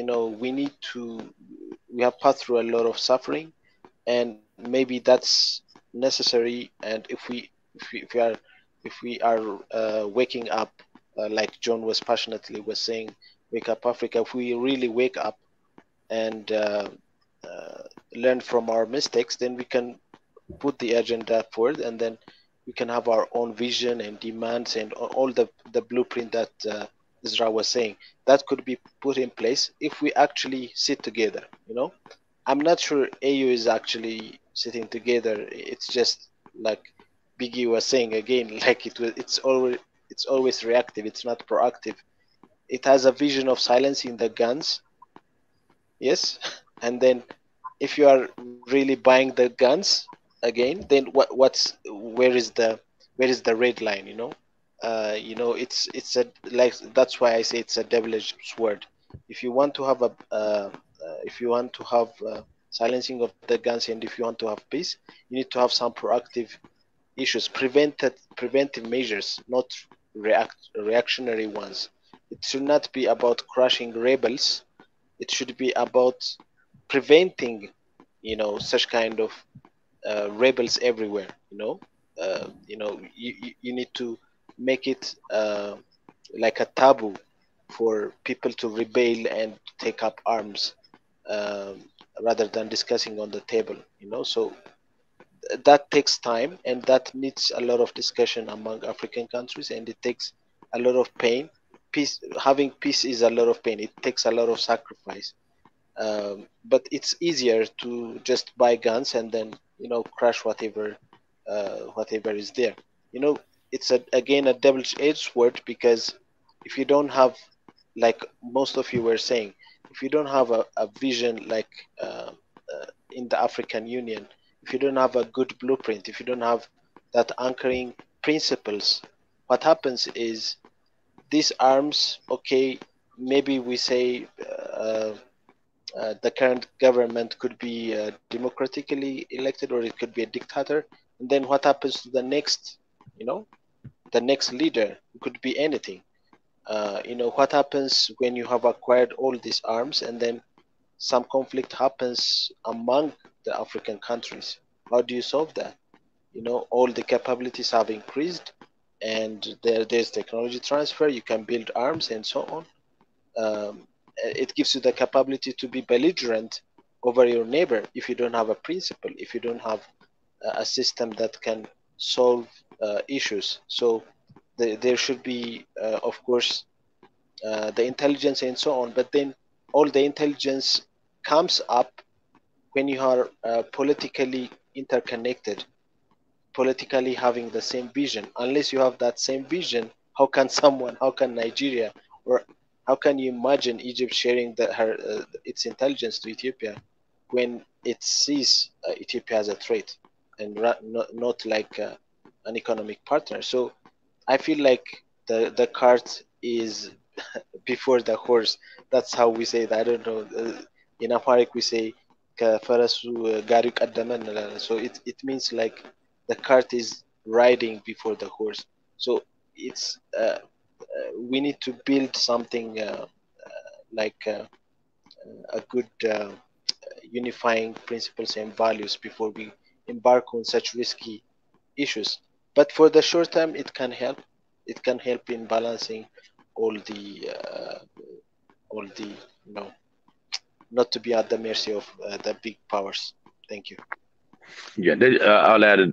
If Kuri said it's about the geopolitics, the fluidity, the changes that comes. Am I right? Yes. Okay. Nuri, I want to hear your points. What's up, brother? Yeah, you're talking to me? Mm-hmm. Yeah. I want to hear your insight. Yeah. I heard the brothers. And actually, what I wanna add here is what they need from us. I heard this, and what we have actually is the human resource and natural resource. So in order to gain win-win relationship with others, we should, as we said before, as our brother said, we should know what do we have and what we can get from them. So organizing our human resource will help us to gain and to get something from them back. Well, in Africa, the birth rate is the highest in the world, and that's give us very important enlightening of the future, because we have 4.1 birth rate per woman. So that show us very clearly that the future is literally Africa. And that's why all these countries and all these nations are trying to make relationship and agreements with Africans. So when we understand this and aware this very clearly, we can start our relationship and discussion with them. So what we also need is organizing them. What I heard from you guys, and you, Meek especially, said that we have this weakness inside our content because of the wars and all of that, and also the vision. So how to solve this problem is by having civil society organizations. You see, civil society organizations will help us to raise our voice. Now, as we are working randomly, every country and every nation working separately, and we don't have a collective view, a collective vision. This is what give a vision of impact that we don't have a vision. We do have a vision. What we don't have is organization that shows our visions. So having these organizations will make our voice louder, as I can say. What also I wanna share that gaining alliance, of course. I mean, after all, we cannot work alone. Now we are very, very backward in many terms in the world now, actually, especially in technology. To solve this, we understand that we need brains, we need scientists, but to get that we need time. So by gaining alliance, well, like Turkey and also China and whatever, by gaining them, we can gaining and sending our people and young people this 4.1 capita to them, and then gaining the knowledge and then having them back and build our own technology throughout this process. We can gaining technology to work faster. The last point that I wanna enlighten that that yeah, this the our what's also our brother Biggie said, that the scientists, this lack of scientists in Africa is because actually our, you know, we have scientists, but the thing that we are lacking in is them in Africa, is them serving Africa. You see, this is the point. After gaining this love self and love for our continent, patrioticity for Africa, this is the point. This is the starting point. So yeah, actually, this is summarizing of all what I want to say very fast, and I can pass the mic. Appreciate, brother. All right, I want to ask you guys another question. And at the same time, let me share this link in the comment section. If there's anyone who wants to join there, you can also come to share your voice. And I want to ask this question. So I want us to look a little bit outside of Africa, right? One thing that I have a friend in Turkey, and that person is Turkish, and other African friends there. And we spoke about this the other day, all right? And the truth is, our people are suffering, and especially when they go abroad, when they go outside, and specifically Turkey. My friend, and this is not even African, he's Turkish friend, she was telling me about how much African people are having hard time in Turkey. That they have been, like, it's hard even to find a house, because when you're going to find a house, just because you're African, it might be hard for you to get a house just because of the color of your skin. And she was telling me this is something that just happened recently. She was telling me about this black man who was literally like stabbed in the public place, and people, they were just taking videos and laughing as it was happening at that moment, right? And so many incidents. She was telling me this stuff, and she said that I really hate how, you know, our people, they can act towards, you know, Africans like that. She was telling me that she has some Kenyan friends who are going through that. It's a serious issue outside. My question is this. It's the same thing we were talking about China yesterday, the same thing we're talking about Turkey today, and so many other countries. And the same people, they're coming to Africa to want to have relationship with Africa, which is amazing. It's good. What do you think should be done, and especially to our leaders? Because it feels like that there's something has to be done in order to protect our people who are living outside and going through that, because we cannot just have this so like good looking like relationship with these countries. At the same time, we have our own people who are suffering really hard in those countries. We have an examples of countries, like if you come here, Tanzania, and if you're a citizen of the US or whatever, and you go through anything bad, anything like that, that government might come even to put sanction on your country, or even, you know, report you, however, or punish you however they can, simply because you're mistreating their people. But we see our governments, they stay silent, especially when our people are mistreated outside. And in agreements like this, there should be some sort of agreement on that as well, in order to reduce the suffering that our people are going through, especially in these countries. Well, what are your thoughts on this? Anyone who wants to go first? Mika, can I say something? Yes. I think it's a very good point, and although it was not done to the level that we expect, at least the Ethiopian government was taking that direction, at least in the early phases of Abiy's regime. I mean, that was his first focus. I mean, he was going around countries, and he was even repatriating some of the citizens in Saudi Arabia and in some of the Arab countries, to be released from prison or something like that,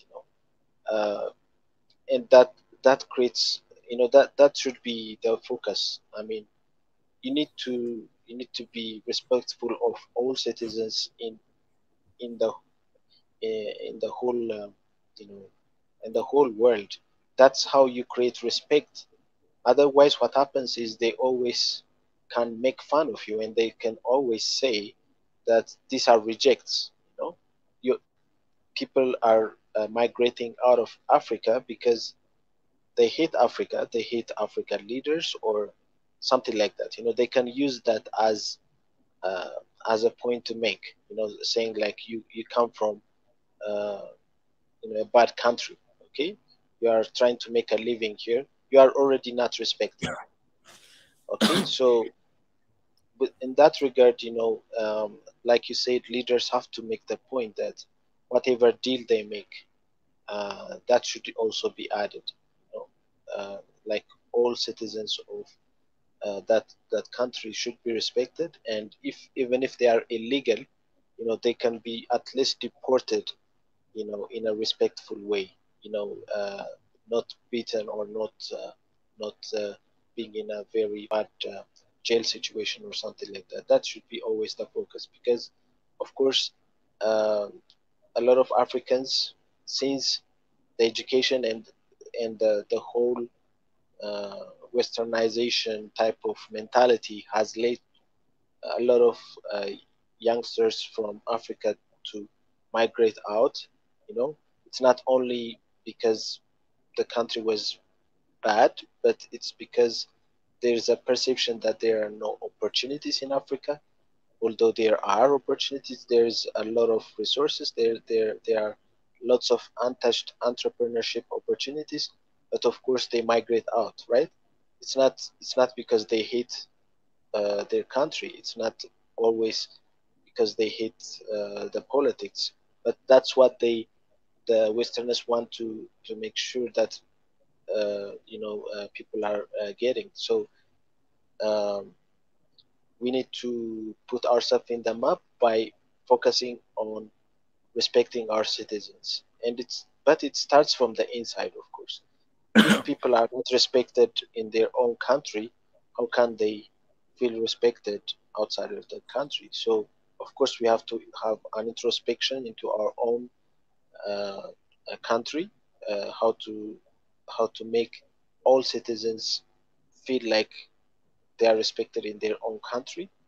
Once we do that, we can also demand their respect in other countries. That's what I feel. Thank you.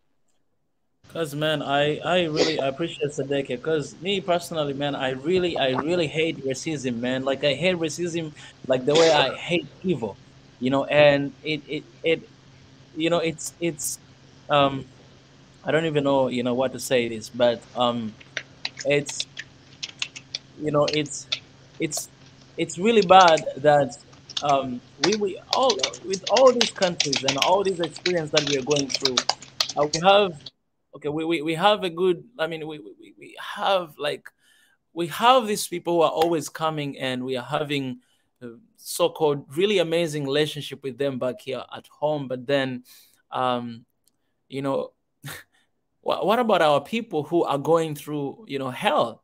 I'm saying this because, some of you all are outside right now, Diaspora Nuri here, and my brother Ezra. And I was there, and I experienced that like every single day I shared with you guys, and it's awful, right? It's awful, and I think even our governments or our people knows about this, but then it seems like it's almost feels like it's impossible to do this. That's why the other day I was saying that, you know, if we really want these relationships to work, I think we should have some sort of demands for this, for police that will protect our people outside there, because there are people who are actually being killed, and nothing has been taken like any step towards that. I mean, to attack that or to change that, that nothing is happening. And but it's just happened that at the end of the day, we shake hands, and maybe even our leaders, they don't even know what's going on.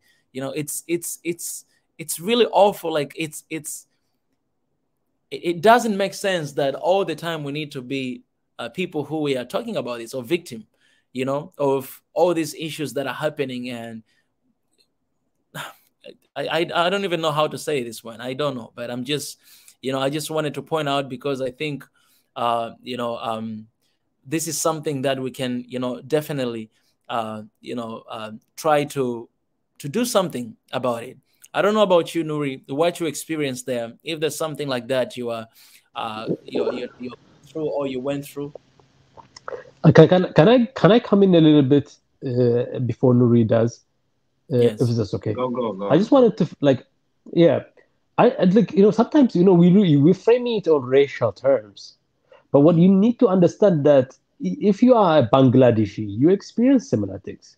If you are Indian, you experience similar things in Saudi Arabia, Qatar, or Turkey, or Europe, America, Latin America, or India, and China, and Japan, and Korea. You go all over the place. It is also it's like, what is the mindset that has been framed over the past 500 years of what it means to be wealthy and what it means to be poor?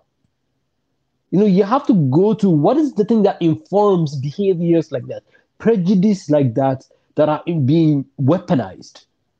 So, the nature of it is that today is an Ethiopian, or tomorrow is a Tanzanian, the next day is a Bangladeshi, the next day is an Indian, and then even an Indian being discriminated in Qatar, and then you see an African being discriminated in India. So what you see is that what is informing all this kind of thing, what we are, the world order, the way the world has been ordered by Machiavellian notions. Winner, losers, powerful, less powerful, poor, rich. And then the race thing is an addition to all of those things. Race gives it a much easier excuse for people to be mean to you. It's not necessarily a policy framework that have been dictated at the top level and brought down. It is the remnant of a construct of the world that is still vibrates through the world that we live in today. So even though we've ended colonialism, but the thing, the structure, the notions that build colonialism still exist. The notion that build some kind of power dynamics that we have in the world, they call it the liberal world order, is informed by that. Those things still exist. So what Africa needs to do is not just only complain that we are mistreated in these places, is to create a new narrative, a new world order that is shaped by new ideas, new perspective, new way of power dynamic that reflects our notion of what, like, if somebody is a poor person in Africa, if my neighbor is a poor person in Africa, if I'm informed by Western mindsets, I'm going to treat them the way a Western person would treat them when they are in their country. But if a neighbor like me is a poor person next to me, but my mindset is shaped by African values, their poverty is really irrelevant. It's not relevant. I'm not going to judge them based on their poverty. They're poor. They don't have the things I have. But it's not necessarily my relationship with them was not dictated by that. So you have two things: world order that's shaped by notions and ideas of superiority and inferiority. What they call in economics Pareto optimal. For me to be better off, somebody else has to be worse off. For me to have a nice house, I have to destroy the planet. For me to have a car, I have to cut down the trees. For me to have this, for me to have nice furniture, that kind of dichotomy is what shaped the world that we live in today. What we need to do is deconstruct that and reconstruct it in the way that we African believe. When I say African believe, I don't mean the elites who are shaped in that mindset. Black people who think like whites. I'm talking about the 700 to a billion people of Africans who on a daily basis, okay, if you help me, yes, I'm okay. If you don't help me, I'll help each other.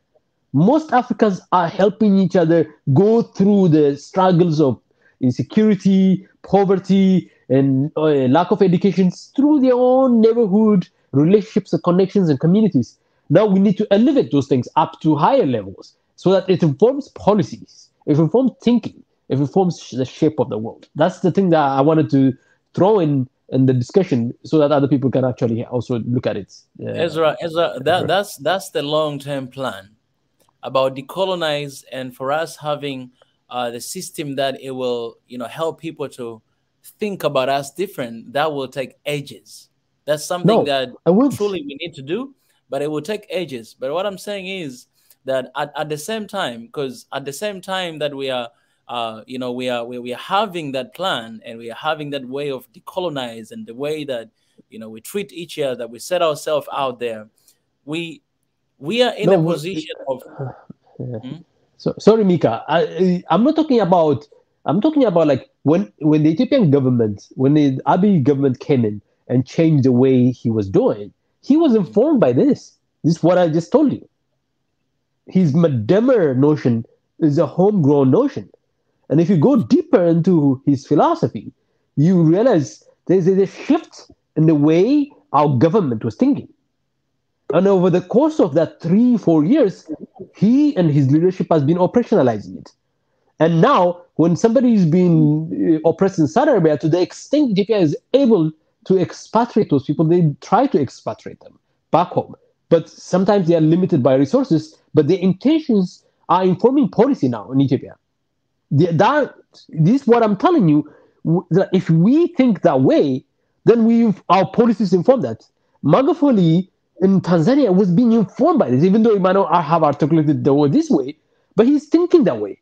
And the background of his mind is like, we need to own this. We need to be creating this in a narrative that syncs to the notions and the values of Tanzania. And then the policy came in after that. So the shift is in mind. Once the mind shifts, then the policy can come quickly. That's what I'm trying to say. Ezra, I think you're not understanding my point. What I'm trying to ask is, all these things here are really important. But what I'm trying to ask is, what is going on right now, right? So if, because I see us in a position of making this change, of making these differences, of enforcing or forcing these people that we are having a relationship with, or we're having partnership with, to actually have ability to protect our people from their continent. I mean, from their countries. This is outside of Africa. It's not inside Africa, but outside of Africa in their countries. That I'm saying this because. But they do that to the Bangladesh. They do that to everybody. They do anybody who's poor. They do that. Yes, but my position is not here for Bangladesh. It's for Africa. Like when you go to South Korea, where personally I lived, I've seen the policies that when it comes, I mean, when there's an issue between an African and a Korean, like police or whatever that you have there will never even think twice about this person African. I have my best friends who have been deported just on the points like that for something that they haven't done anything that is wrong, because there's nothing that protects them, even though they have their embassies there in the country, and they have like political relationship with those countries. But when it comes to those countries, Africans are humiliated, right? And this is not just complaining, but it's the fact, is what's going on out there. And so what I'm saying that in all this relationship that we're having, I'm doubting. Like I don't see if there's a demand that our leaders or our people they imposed, that we want to be responsible for our people who are living in your countries as well, because we hear their struggles, we know what they're going through, and how can you assure to protect our people outside? It's something that I feel like it should be on these agreements, that we are having all this long-term partnership with this country, so that our people may be protected in their countries as well. I mean, outside of Africa, because if we are having those collaboration with you, you are coming here, you're being treated well, you've been given a land, you've been given a task, and you're doing all those things, then you should be able to protect our people that are living in your country too. And I think this is something that not just our government can do, but those government outside, they can actually be responsible with that, because we are already in a I agree. relationship with one another. That part I don't disagree. No, that part I don't disagree. I agree. That's what I was trying to. That part I know. Sorry, I get that point. That part is very clear, and we can't let them go off the hook. But I'm just saying that I'm just trying to explain how those world is organized and constituted, and where they come from. I'm trying to explain where they come from, but not to justify their actions. So I don't want to come across as I'm justifying. Thank you so much. Sorry I interrupted you, but I'm also dealing with chat room as well. But it was, like I wanted to just try dive in a little bit, add another dimension to the debate, but not necessarily to your point is separately different from my point of view. So I honestly love the elaboration, because this is what represents a lot of people, how they think and how they they perceive the things. Definitely. Yeah, Mika. Yes. Yeah, I think we need to differentiate between two things. One is, like I said on the chat, racism and all the prejudice and everything at a societal level. It's a very big issue. You can't solve it overnight. But like you said, at a government level, at a leadership level, these things can have a good argument. What happens when a person is, for example, arrested. A citizen, an African citizen getting arrested somewhere. Okay, what happens? Okay, if that's a citizen of one of the African countries, how do you deal with that? All these things need to be sorted out and need to be agreed upon. But at the same time, you can't really abolish everything that happens in that country. You can still have arguments, but at the same time, even that government, let's say Turkey, cannot really police every policeman in that country. There's always going to be something wrong. Let alone in other countries, you can't even control your own security forces in your own country for a lot of atrocities that can happen.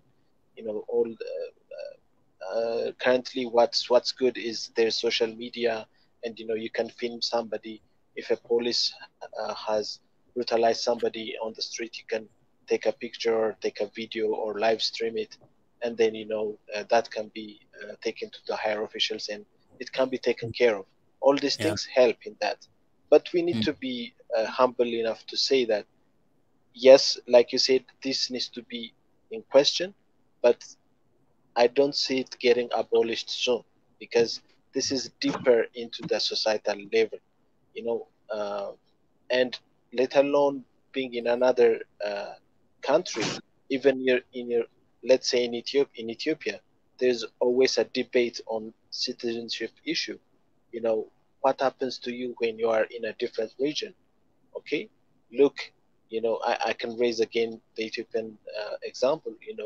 When you have divisions inside your own country, either ethnic divisions or other divisions, what happens is whenever you are away from your own niche or your own habitat, suddenly your citizenship rights could go away suddenly, so you're an alien somewhere, and these things create a lot of tension within our own country, let alone being a foreigner in another country. So, but I agree that at a political level, these are one of the things that we can pivot on, and this helps,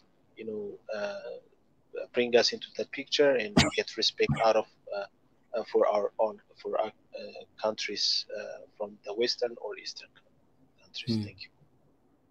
Right, appreciate Sadeke. Nuri, you heard your point, and you didn't finish. Yeah, and then I'll go to Deborah and Ezra.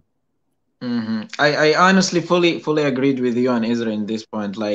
First step is the political actions. This agreement should be conditional at the mutual respect, between us and them. This is the first thing. The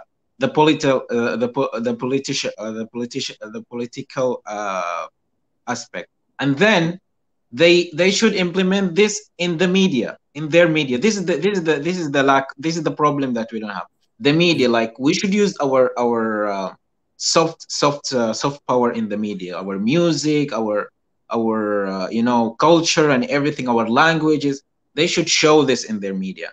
So when they show this, the people in their countries will respect them, will respect us.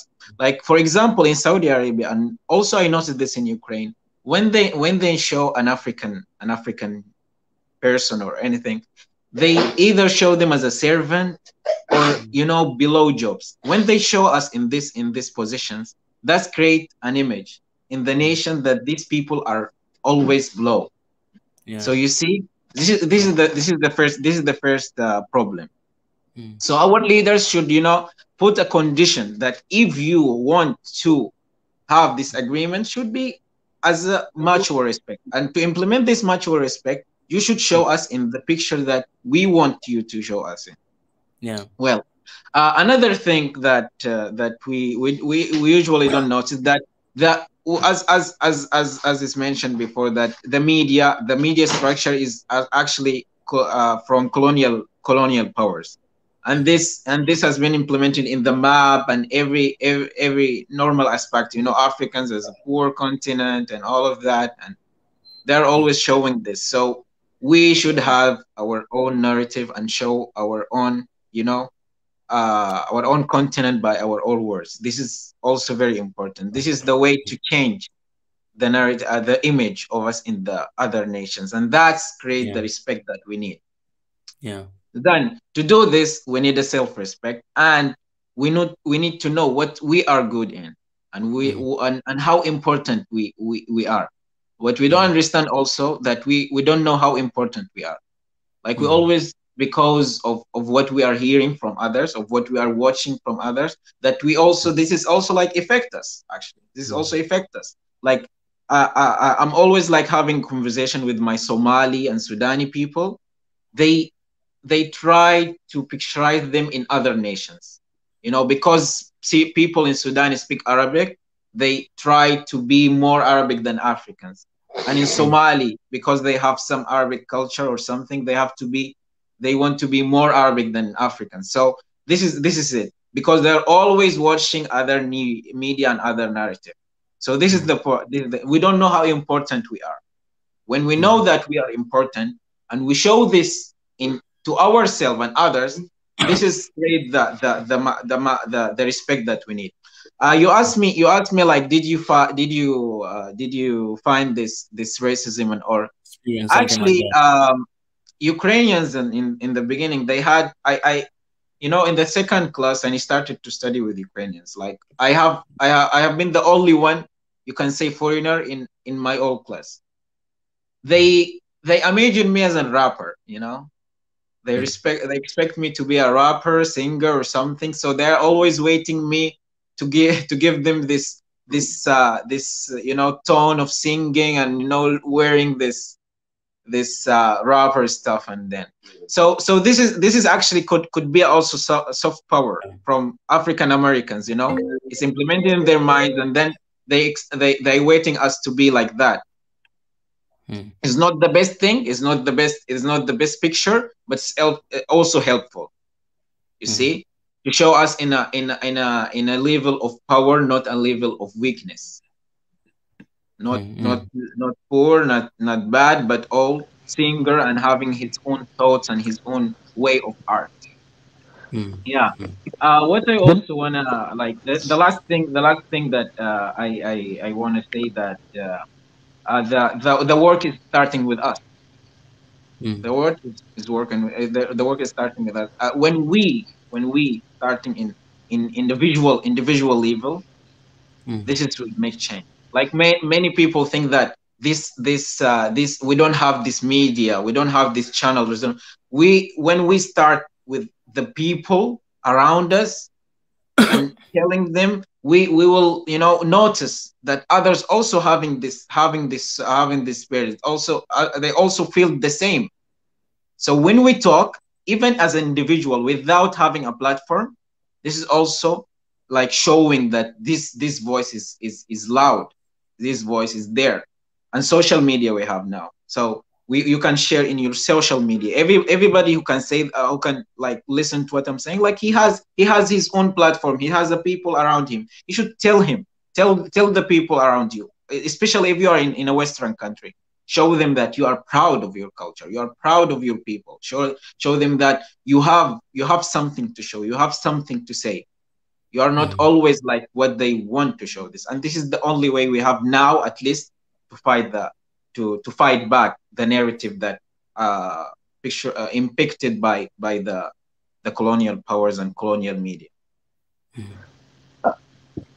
Can I say like one thing? There. I know Ezra would need to come to and this, but I like the one thing that he just Nuri just said, the media part. The first point that he made, that we need to pull that thread and then go run with it, because that's something like, what can you do immediately? If you ask the question, what can you do immediately? Is that so you have podium.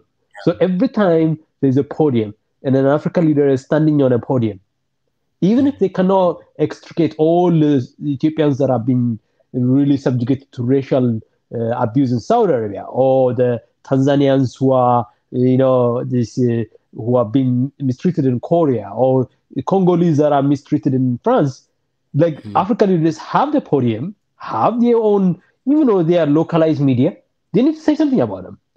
Whether it's like use that platform to tweet about it, to say something about it, you have no idea how much impact you have. You might not have the total impact a policy change might have, but you're not going to wait for the policy to be implemented. So I like that. That idea is something that we could run with quickly, and we should demand that we do that. And that's what we say. Like when you say something about Burkina Faso on that open letter, I like if it made a difference in the slightest way, you go with that. It doesn't matter whether they've read it or not, whether they change their policy or not. But sometimes we got to use the tools that we already have, the podiums that we already have, even though they are not as powerful as the podium the French president might have or the European Union might have. But we have podium nevertheless. We have media, so nevertheless, let's use them. I like that. I want to second that strongly. And that's something that we could do immediately. And that's what we do here on this platform too. Thank you. Thank you, Nuri. That's an incredible point. But all your points are incredible too. But that's something I wanted to just second that so that people thank you. Thank you very much. I really appreciate that. I want also to remind everybody, like, that movement of the Black Lives Matter and all of this, against the brutality of police in USA, started with a camera. Can you imagine if that guy didn't of the people around, what is his name? I really forgot. George Floyd. Yeah, George Floyd. If they didn't film him, nobody will know it. It started with one human, you see.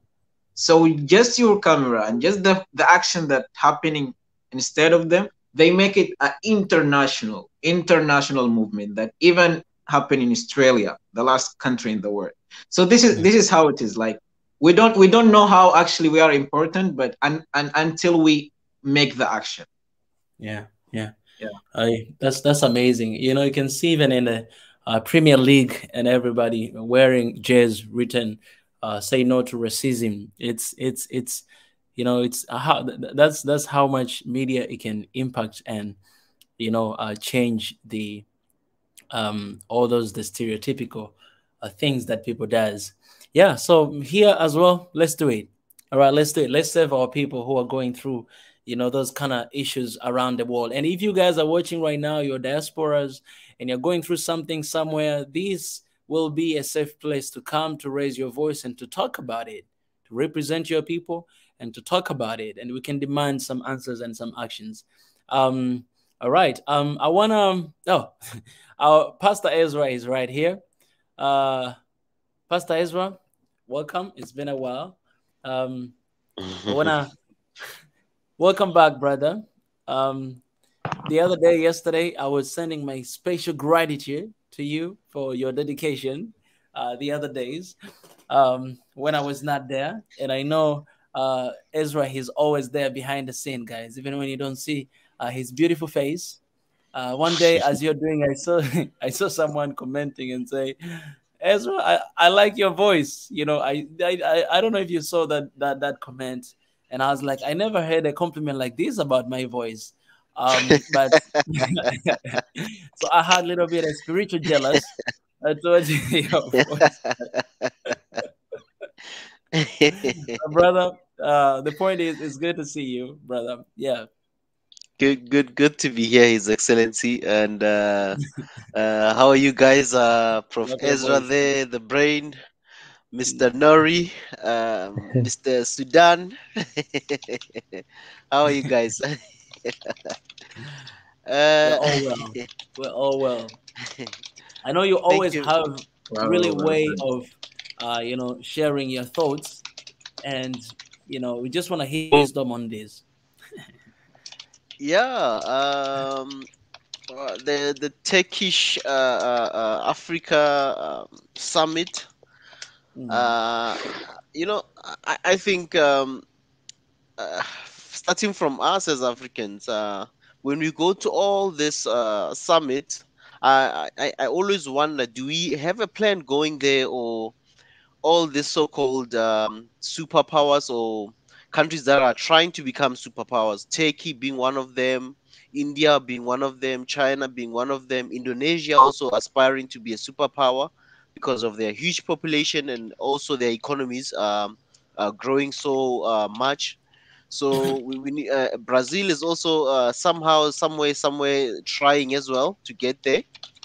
Um, and if you look, most of this upcoming uh, this economies or these countries, they have they are almost $1 trillion economies. I think Turkey is around, was it 800 or something, their GDP.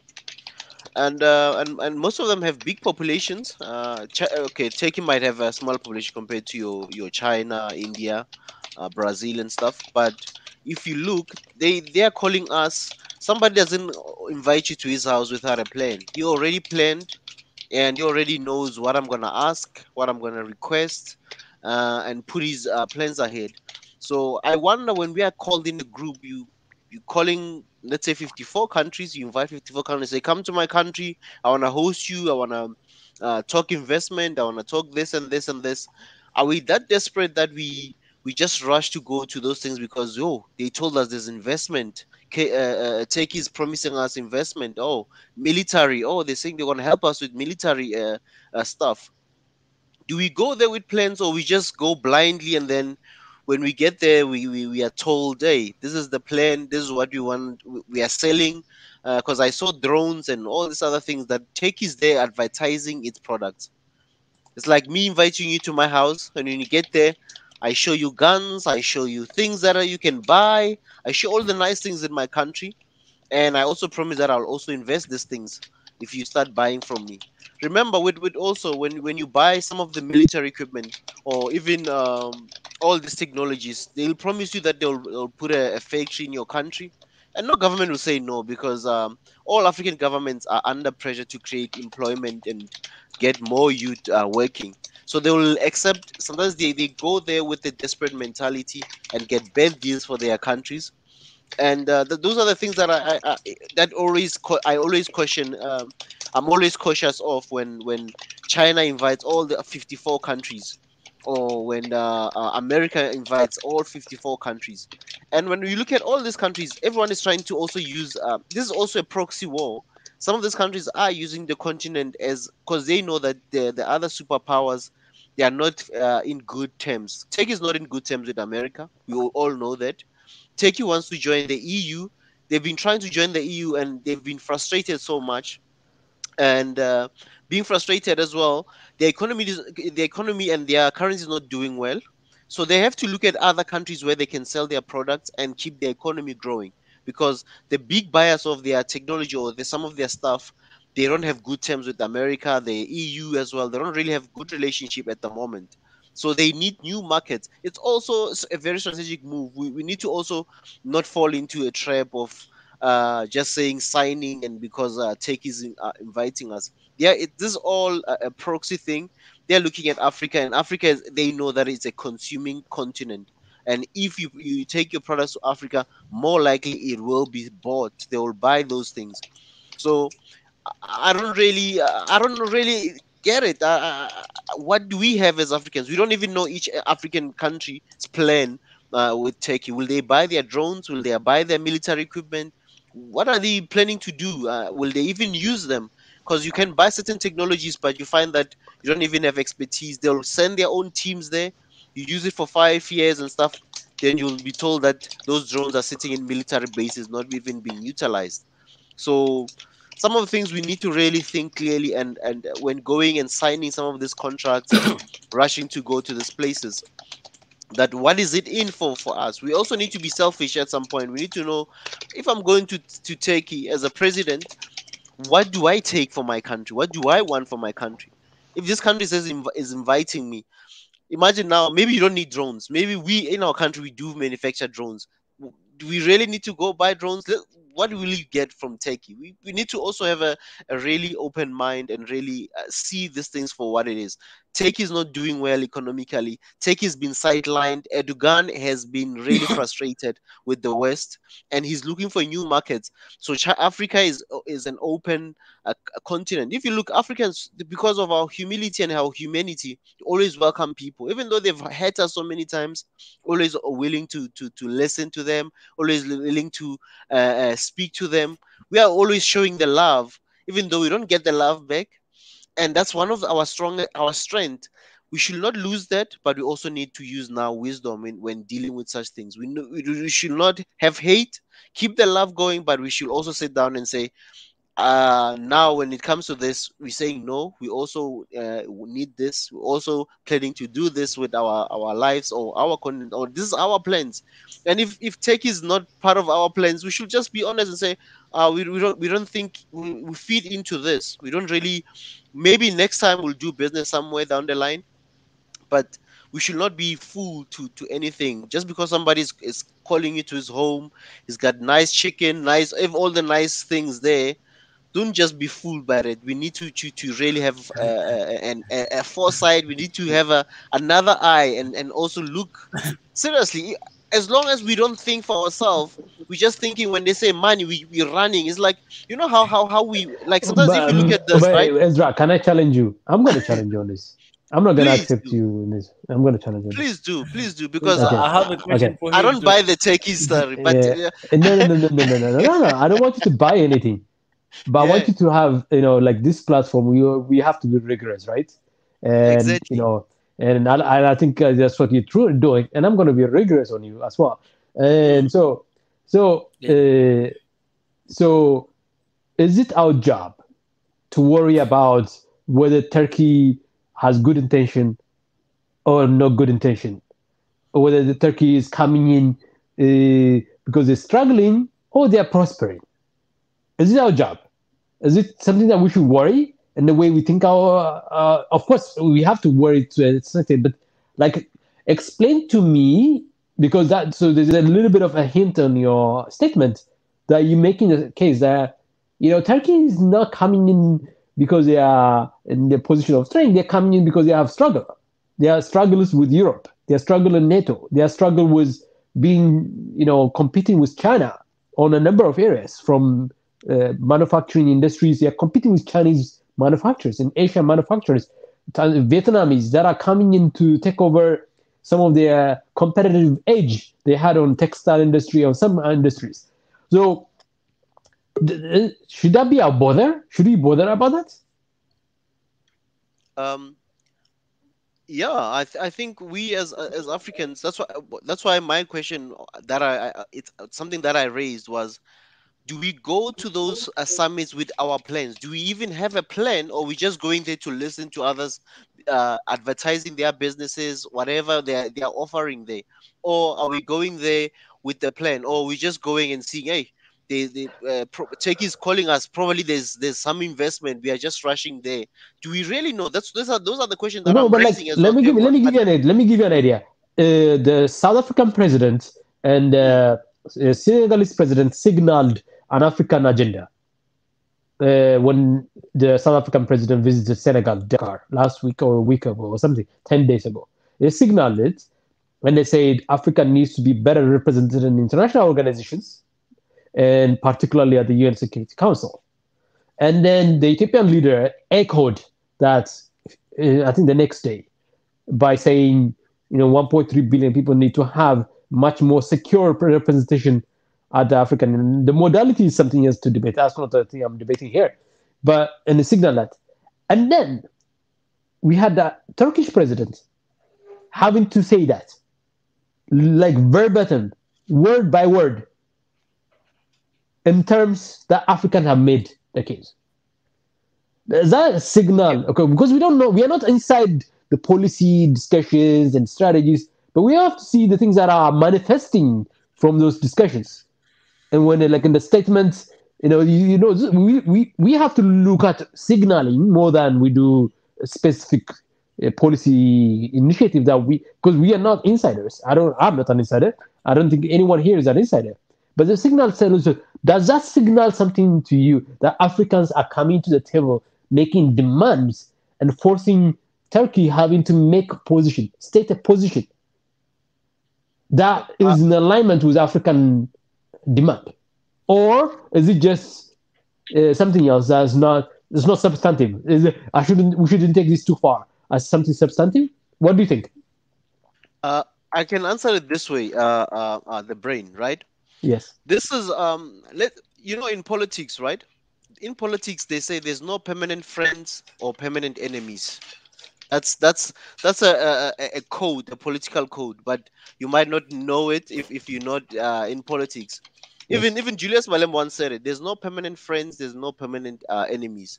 And another another code of being in politics is my enemy's enemy is my friend.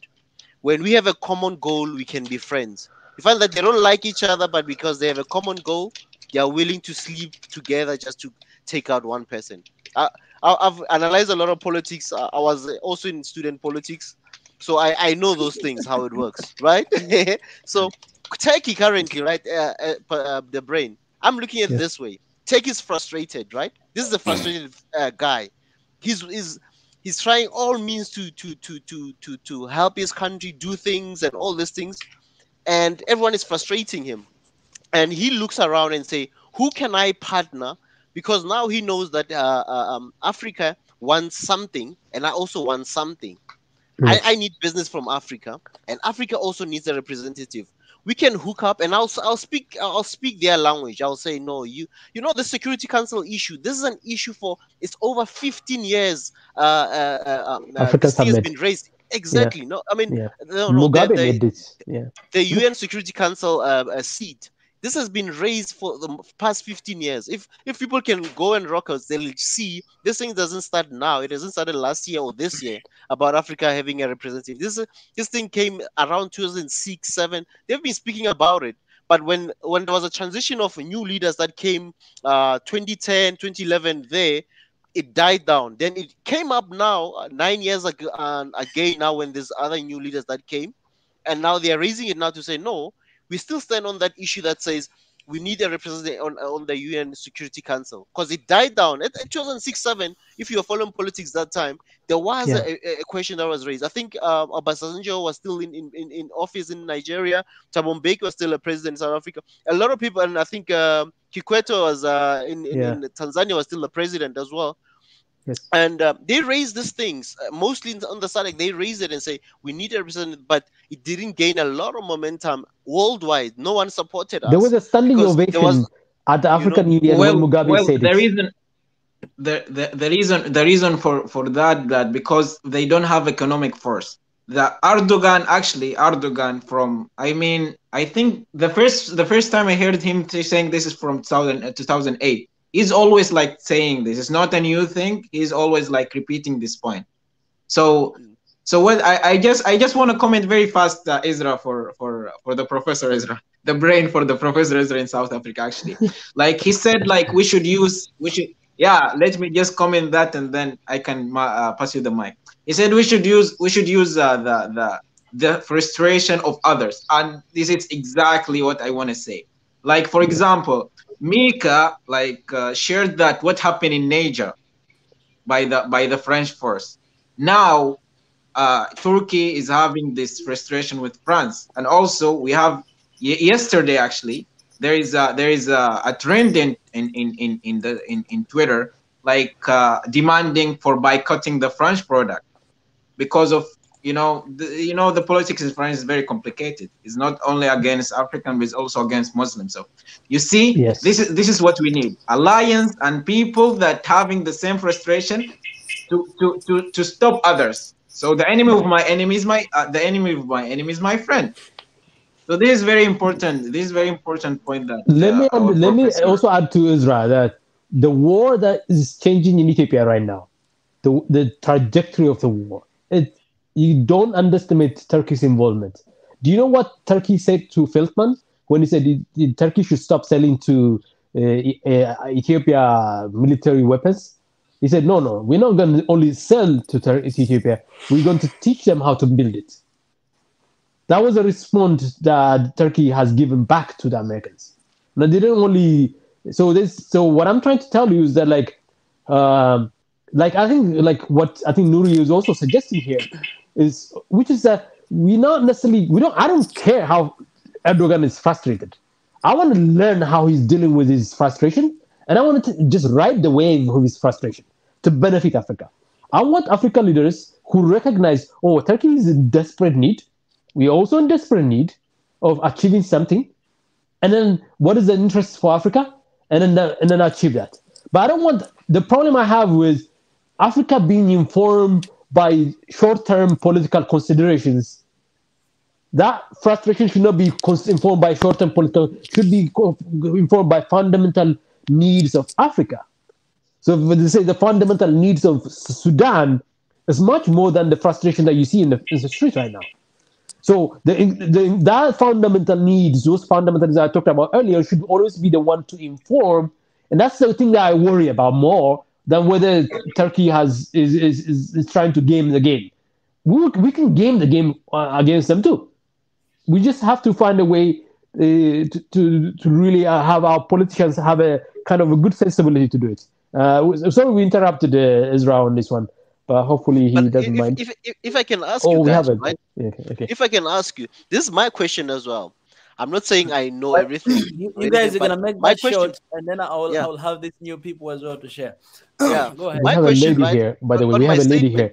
I want the lady to answer this one, by the way, whatever question you ask. Yeah. So my question is when we are called to all these summits, I see. That's why. That's why I'm observing. I'm observer. I'm just observing from externally. Africa, all these countries that are trying to become superpowers, they're forever calling our leaders to those their summits, whatever, to their countries. But do they have a plan going there? Because if I'm inviting you to my house, I've got a proposal for you, already planned for you. I know that Ezra loves coffee. I'll put his Ethiopian coffee there. I know Mika loves ugali. I'll put his ugali there. I know maybe Nori likes something else. I put something all there. The time he gives example of food. Food. Food is food, man. Food is number one. We need That's food. What I wanted to say. The answer to your question is assume yes. Assume yes. I don't think they need to be explained. You have to assume the answer is yes. They have a plan. They have to assume that they have a plan. Thank you. I know. This is the food part. I want to hear others. I also want to hear. Yeah, others. I think the lady. I think she's been coming in and going in out of desperate. And this is Deborah, right? Deborah? Yeah. Deborah, go ahead. Can you hear us? Hello. Hello. Oh, how you doing, Deborah? Don, why are you leaving? You will come to share after Deborah, so please stay if you come. Yes, Deborah. Okay. Go ahead. What you want to share? Please go ahead. I want to listen, but. Oh, you want to listen? You want to listen? Okay. Before Biggie comes in, yeah. I just want to say something. I just want to thank GB for the £5. One Africa. Thank you. We have to acknowledge people that are coming in and putting extras. Definitely. You can be in the middle of the conversation. Let's take time and really encourage everybody to subscribe and as well put their comment, and those that really contribute. You forget really sometimes. appreciate that. GB, That's God right. bless you. That's right. Don Alejandro, welcome. Yes, sir. Hey, Thank where are you you very calling from? much. It's my first time to see I'm Alejandro. originally ¿Qué pasa? I'm originally a Ghanaian. And Ghanaian. You're do you always a speak Spanish? Ghanaian.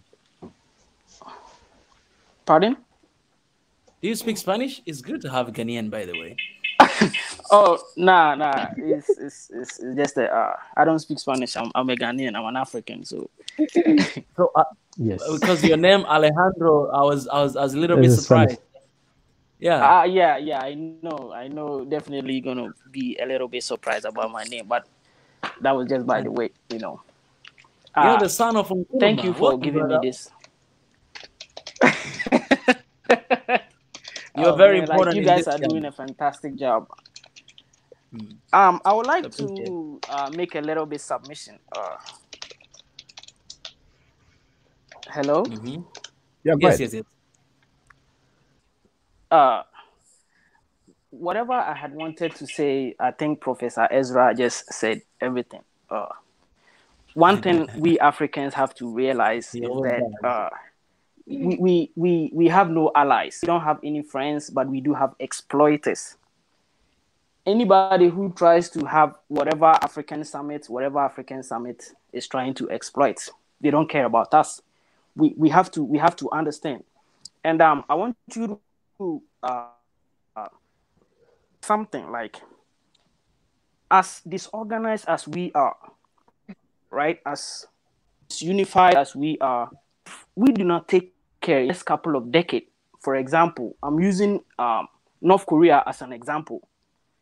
In the next 10 years, if care is not taken, there's going to be a North Korea African summit as disorganized as we are. Because what we have to understand as Africans is that exactly the continent, we have, no group of people can develop that continent except we as Africans. God said, strong man is strong everywhere. Now look at the current predicament.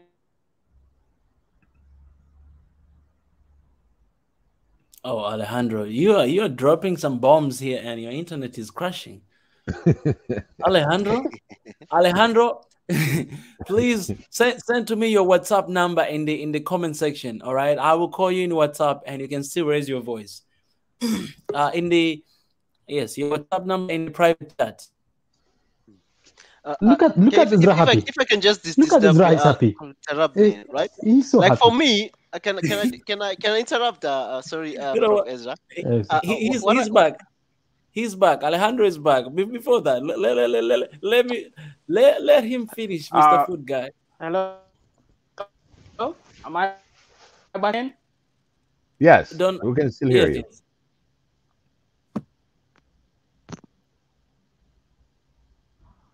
Alejandro, send to me your WhatsApp number in the private chat. Here. I asked you here. Send to me here. All right. I'll call you through WhatsApp and you can share. For the time being, Pastor Ezra, you can go ahead. That was my analysis. Hello, as well. Mika. What he just said now. Oh yes, Alejandro. Can you send to me your WhatsApp number in the private chat? Oh, he left. Yeah, all right. I think he's gonna retry again. Yeah, Ezra, keep going. Yeah, so I was saying, right, what he just said now, that's my observation as well. When I'm not just observing this Turkish thing only. It looks like there's a lot of countries that are just trying to align with us, but they are for their interests. But it seems like our interests are not coming first. You know, it's like our interests. We don't show our interest to the world to say, this is our interest. We are going to this place.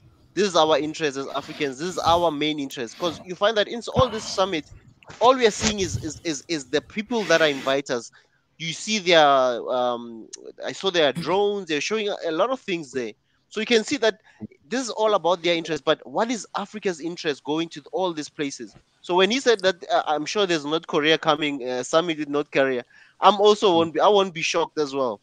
It looks like almost everyone is kind of using Africa as a I think he's back. I think Ezra, I think you are misunderstanding the signals. Yes, sir. You're misunderstanding the signals. I think what you are like. Well, let me give you an idea. There's an Africa summit in Senegal that happened, and then why do you think the Chinese upped their deal with Africa, adding 300 billion to the pot of let's add 300 billion or more, where for the next three years the African outputs product can have more access to China. And the reason behind that, I am saying that we as outsiders, we can only read the signals, and when you read the signals, it gives you an idea that African countries are now more and more coming to the table and say, like, we now have started a free trade agreement, a free African trade agreement that has been operationalized since January. And this is how we want you to treat our deals. We have a trade agreement. So what I'm telling you is that, like, you are misreading the signals. The signals are the answers for you. And the signals tells you there's more plan that they are bringing to the table than you on a public level can see. So as somebody who is very keen observer of what you see on the ground, when Turkey says, I'm not going to only sell you weapons, I'm also going to give you technologies on how to build those weapons, that is a signal. When Turkey says, I'm going to support your African drive to get a permanent representations on the Security Council, that's a signal that somebody on the African side is making those demands. And that is what I think, Israel, you're missing. You're missing that point. They are coming with plans, and these countries that are coming to Africa and they're setting up summits are stepping up. Why do you think America has to campaign on so-called democracy last-minute summit, a democracy summit, that even your president decided to say, I'm not going to attend that? Why is that? It's a signal that we are now placing demand on these countries, and they're having to recalculate their policies, at least on the perception of it first, and the next policy will come after that. But what we need to do is that we have to recognize that there's something is being done that we don't see, but the signal tells that something has been done that we don't see. That is definitely in our favor. That's the point I wanted to make. I don't think so, Ezra. But Mika, His Excellency, sorry, you can continue. I know, it's fine. I wanna ask this just one question to Alejandro is in. Professor Ezra. Yes, sir. And then then Alejandro is in. Yeah, I saw him. Yes, sir. Ezra, just one question, then Alejandro is gonna continue. Ezra, okay. I want to ask you this question: Do you agree that all these people who want to have a relationship with Africa, do you agree that they want to exploit Africa, or you don't agree with that? Oh, they want to exploit Africa. Yeah, all right. Because I think they want to exploit. But I'm not going to discuss the intention, because the intention is very obvious. They are trying to exploit Africa. But what I'm trying to tell you, that what people need to understand, that Africa, when China had to last minute step up and says, I'm going to add this to the pot to sweeten the deal, somebody is doing something. That's what I'm saying. When the US says, I'm going to organize a democracy summit, all of a sudden, out of nowhere, and then they make a statement, Africa is no longer a geopolitical playground, it's now a geopolitical force. When they're making statements like that, somebody is pushing them in the direction that they don't want. That's not the direction they want. China want to come in and get what they want without giving you that $300 billion, and Turkey want to come into Africa without giving the technology that you're asking for. So what I'm telling you, that we need to recognize those moves as a sign that something is happening behind the scene that we're not aware of. That Israel is just blanketly just dismissing it. And I'm saying you can't just dismiss it. Because I get your point. Because I understand the point that Ezra and Alejandro, they are coming from. Is the point that these people, their agenda is to exploit Africa. So what are we gonna deal with this right now? If we forget that their intention is to exploit Africa, if we forget that, then we are going to lose, as we always lose. So we have to remember that on the table, and then to deal with your relationship accordingly, right? So we agree on that. I don't right? disagree with it. Yeah. Don't Alejandro? Yes, sir. Yeah, you can keep sharing. And then we go back to Ezra. All right. I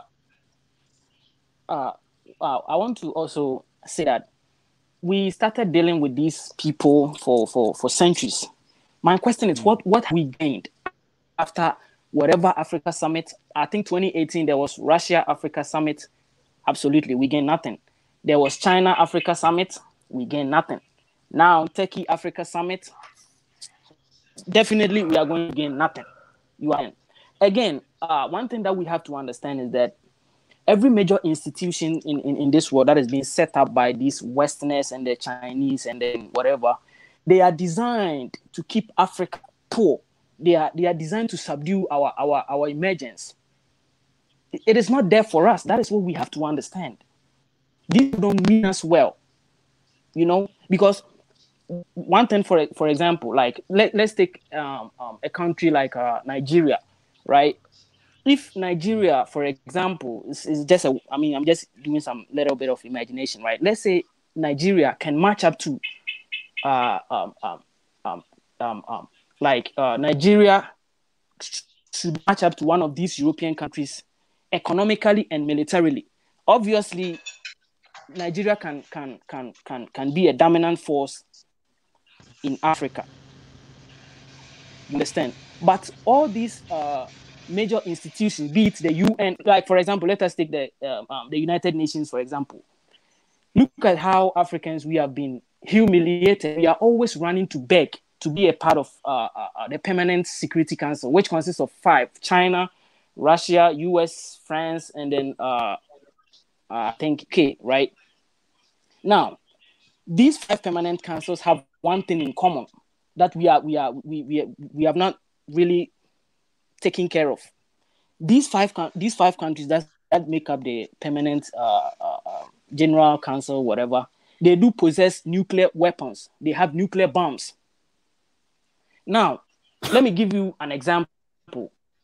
How many times have you seen India begging to be a part of the UN General Council? Nope. How many times have you seen Pakistan begging to be a part of UN General Council? Nope. How many times have you even seen little country like North Korea begging to be a part of UN General Council? It is only Africans that every day we keep humiliating ourselves, begging to be a part of an institution that is set up to subdue us. We have to understand, whatever situation that we are going in, it is us, we as Africans, we have to do the job. We have to stop looking up to other group of people to help us. No. How many times have you seen when China was emerging? China wasn't begging any other country to help it emerge. They did it on their own.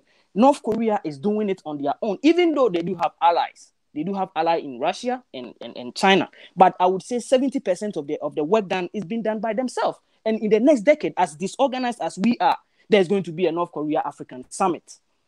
And what are we going to gain? Absolutely nothing. So it's about time we have to look to ourselves.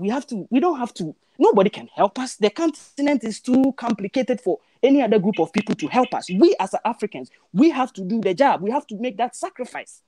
Thank you very much, brothers and sisters. But Alejandro, can I say this to you? Like, that's the point that I made at the beginning of the conversation. The discussion about whether those people are intended to be good or bad is a moot issue. It doesn't really matter whether they are interested in for our good or not. It doesn't matter. What we say that like any of these things have to emerge from our fundamental African needs. From our what do Africans need? What from the security, from economy to social to culture to trade. All of these things are like they are clear and manifest. From Ghana, which I had the privilege of growing up part of my life in, all the way to Ethiopia, Ethiopia all the way to Algeria, from Algeria to South Africa. It's littered with clearly defined needs that anybody can read and then see and understand.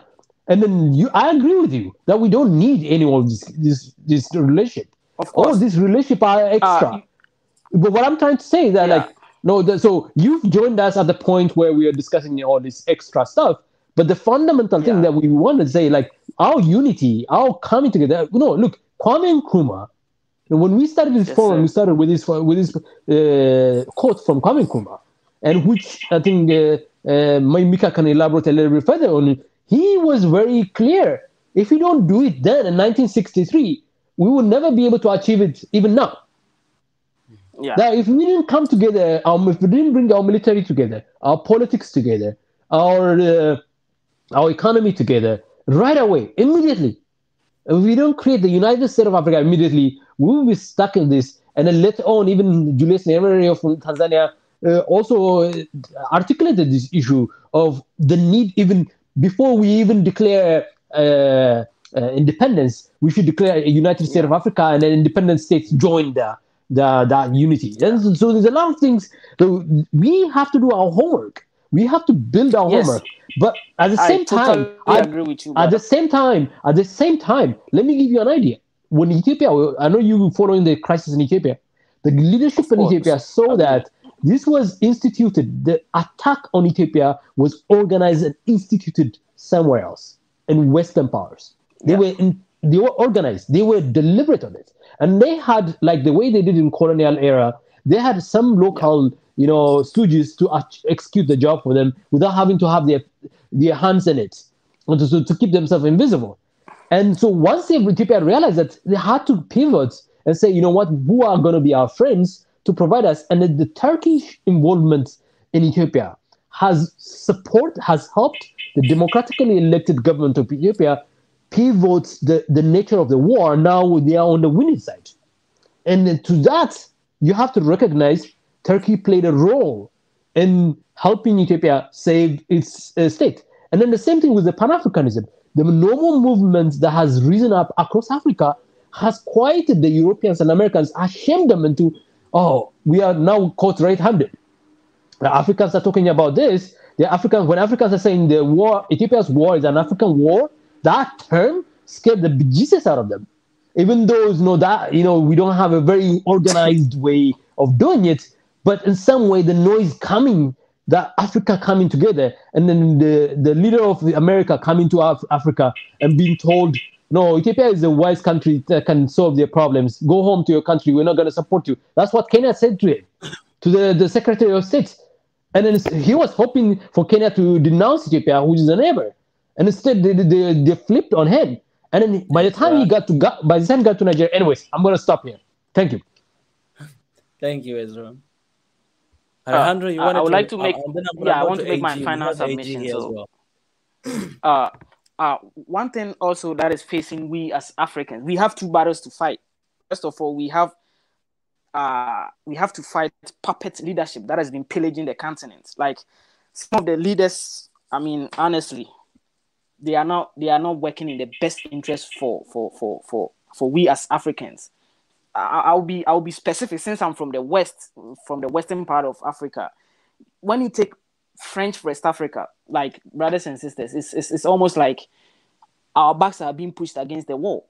You guys saw what happened in Niger, where French troops have the nerve and then the balls to drop bombs on peaceful protesters, right? Yet no single ECOWAS leader was able to come out to condemn this thing. Everybody was quiet. So we first of all have to get try as much as possible to get people who represent our ideas, especially the youthful. We need youthful leaders, because right now the continent is being run by, truth be told, old men and women who are tired. They need to be sitting at home and then giving us history about Africa. We the young ones have to start stepping into that position, so that we can be able to, love ourselves and then push the continent to a different level. And again, we as Africans, we have been accepting other group of people for quite some time now. I'm not saying we should hate any other group, but it's about time we have to start loving ourselves more. We have to put ourselves first. Anything that we find ourselves doing, we have to put the African first before any other group of people. Usually, sometimes we tend to neglect our own people and try to, please other group of people, which is not bad. Look at what happened in China. Like, people, our people who paid for services, right? During the COVID, they were kicked out of their room, just walking around. Like, I mean, other group of people look out for themselves first, except for we as Africans. We don't look out for ourselves. We have to love ourselves. We have to stop fighting each other. We have to come together and then make that sacrifice so that Africa can be one of the. It has always been, and it will forever be, the greatest continent. So thank you for giving me this platform, and I really appreciate you guys. You guys are doing a fantastic job. Mika, I salute you. You are a good guy. God bless you, protect you, and then thank you very much. Keep coming back, please. Please keep coming back. Share your WhatsApp number, man, in the private chat. All right, sure. Okay. Yeah. AG, you're next, and then I'll go back to Pastor Ezra, and we'll close the session. AG. Thanks, Micah. Appreciate it. I've been following your platforms, and you've been very helpful and informative, and thank you for that. And so just to kind of address the question here about Turkey and Africa relations, I think there's no problem with that. However, I have a concern, and especially it's regarding the timing of it. What do I mean by timing is that, like we all know, there's a movement going on, like the No More movement, which started from Ethiopia, Eritrea, East Africa, going at the Africa level, and pretty much, it's growing. So at this time and moment, what's needed is not to align with with someone like Turkey, whom we are arguing whether their intention is good or bad. So the timing of it is not right. So if it's needed to have if we need to have something concrete, then okay, but there's nothing concrete. It's just summit and this and that. So I totally disagree with the notion that it's perfect time for us to align ourselves with Turkey and even anybody else for that matter. So what I'm really want to say is that it's time to organize. As Africans, it's the best opportunity to organize and move ourselves forward into what really needs to be done at the ground level, grassroots level, and then influence at the government level. So when that is at stake, I don't think it's in fact it's very concerning move from the government of Ethiopia to kind of push that way, in my opinion. So that should be a no-brainer, in my opinion, that it should be organization with the Africans is at, it should be at the highest level. And so that's my take on it. And yeah, thank you, Micah, for your insightful. Yep. AG, I think you have really interesting point on what you said. You brought totally a different perspective, and for me personally, I think I see the point on what you're saying. Just to clarify, this momentum that we have right now and the movement that have been started by Ethiopians and Eritreans of saying no more to the interference of Westerners or Easterners to our issues and all those stuff, it has been growing bigger day after day. So you're saying that it kind of like going against that. If we are saying no more to this, and then we are saying, oh, welcome to that. Yeah, exactly. Okay. And besides, they're NATO members, and there's so many things we can extrapolate that things can go against us in that say. So why would we take such a risk at this time and point unless there's a different agenda going on? That's my honest opinion. Yeah. That's really interesting point. That's really interesting point. But can I ask a question? Can I ask a question to a friend? Like, would you say the involvement of Turkey with the Ethiopia crisis made a difference in the trajectory of the conflict? the conflict, you're talking about the conflict within the country, Ethiopia? Yeah, with the country, yeah. Well, it will have some effect. However, when we talk about Africa, we have to look at what's going on around the world, right? I know, but like I'm just saying, Turkey, what's going on around the world? Go ahead. Go ahead. No, the question is I agree with you on overall the bigger picture that you laid out. But Turkey, we know as a matter of fact, Turkey's drone made a difference. There are people who claim Turkey's drone selling to Ethiopia, which Western countries didn't want that to happen, and then went ahead, right, and then did that. Did that make a difference in the outcome and in the trajectory of the conflict? So yeah, I'm against these kinds of thinkings. In the first place, the giving of the drone to Ethiopia. I mean, that's a good thing, but is that a plan? So there's another plan to kind of persuade the movement into a different direction. That's what we should be, in fact, asking. The question is, is that authentic alliance, or is there another agenda? So in fact, you even brought it up. So giving military aid like the drones would seem like helpful to Ethiopia, and in that sense, I agree with it. But if you look at from the bigger picture, then it doesn't look good. So the question is, if the movement has grown at the regional and African level. So what I'm trying to get at is Ethiopia is facing a conflict. It's not just in Tigray. But this is a conflict that Ethiopia versus the West. That was the conflict today.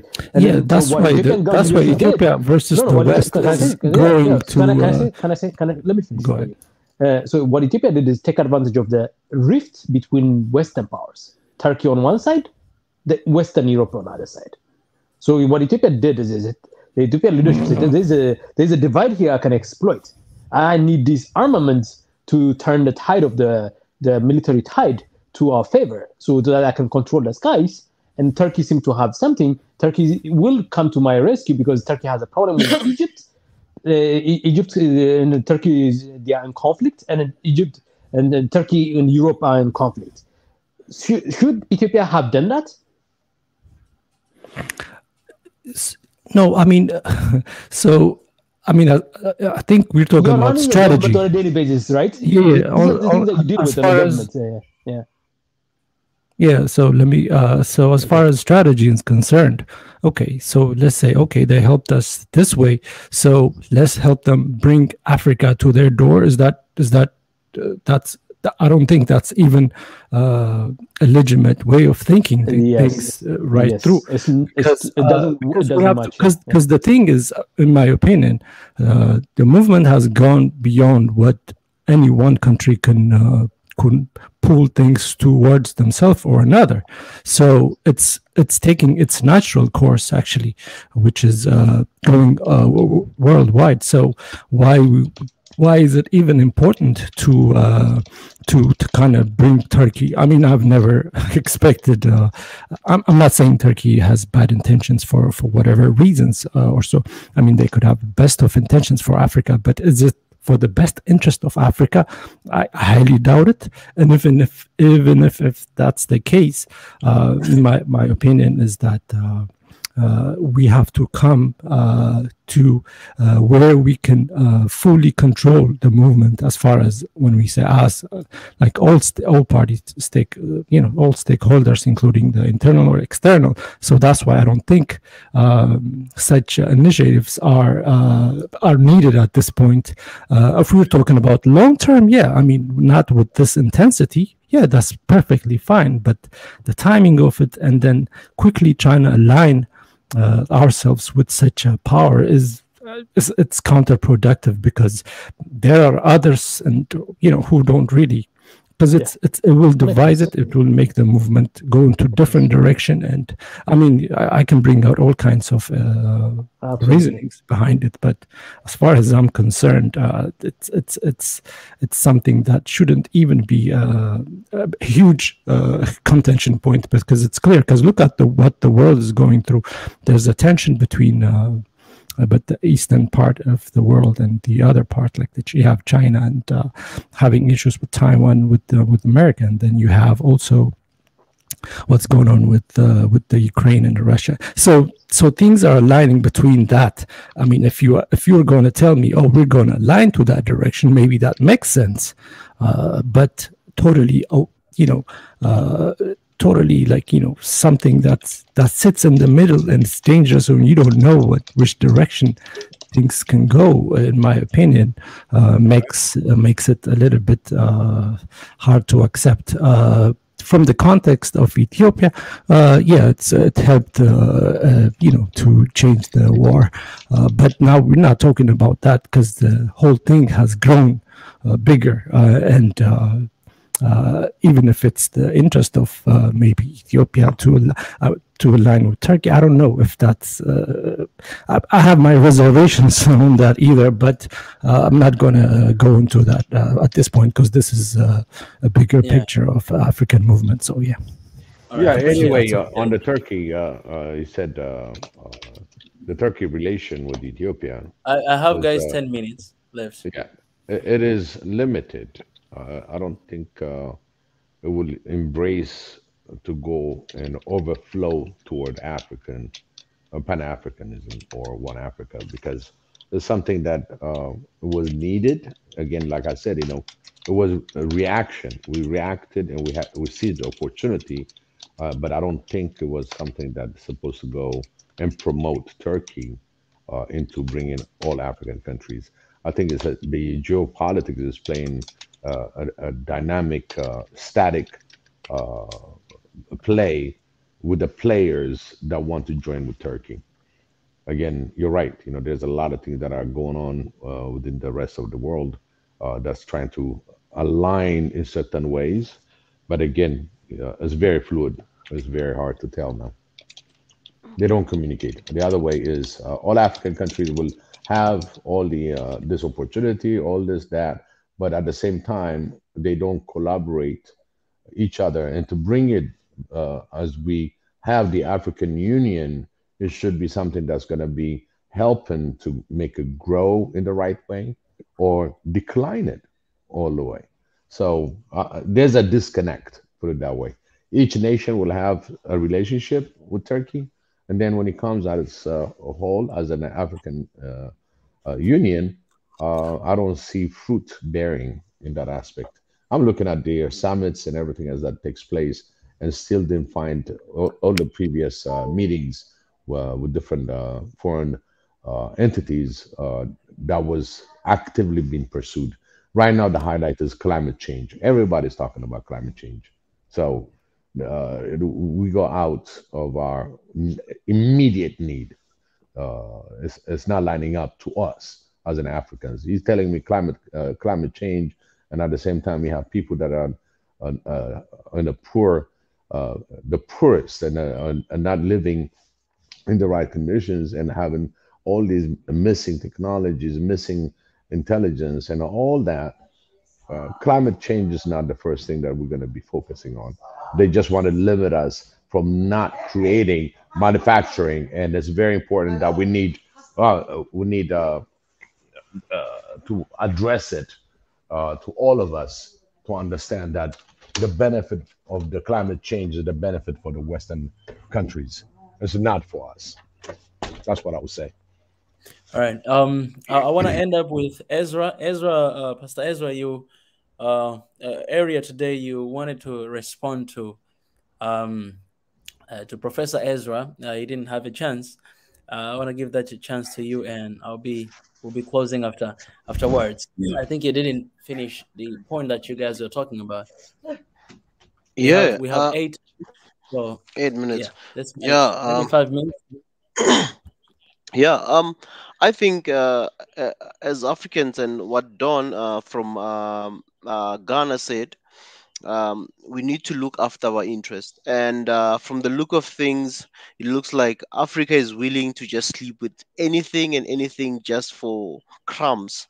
So from our side, we will observe everything and we'll scrutinize any summit or any friendship or whatever people are trying to reach out to us. we won't just accept just because somebody's promising us something.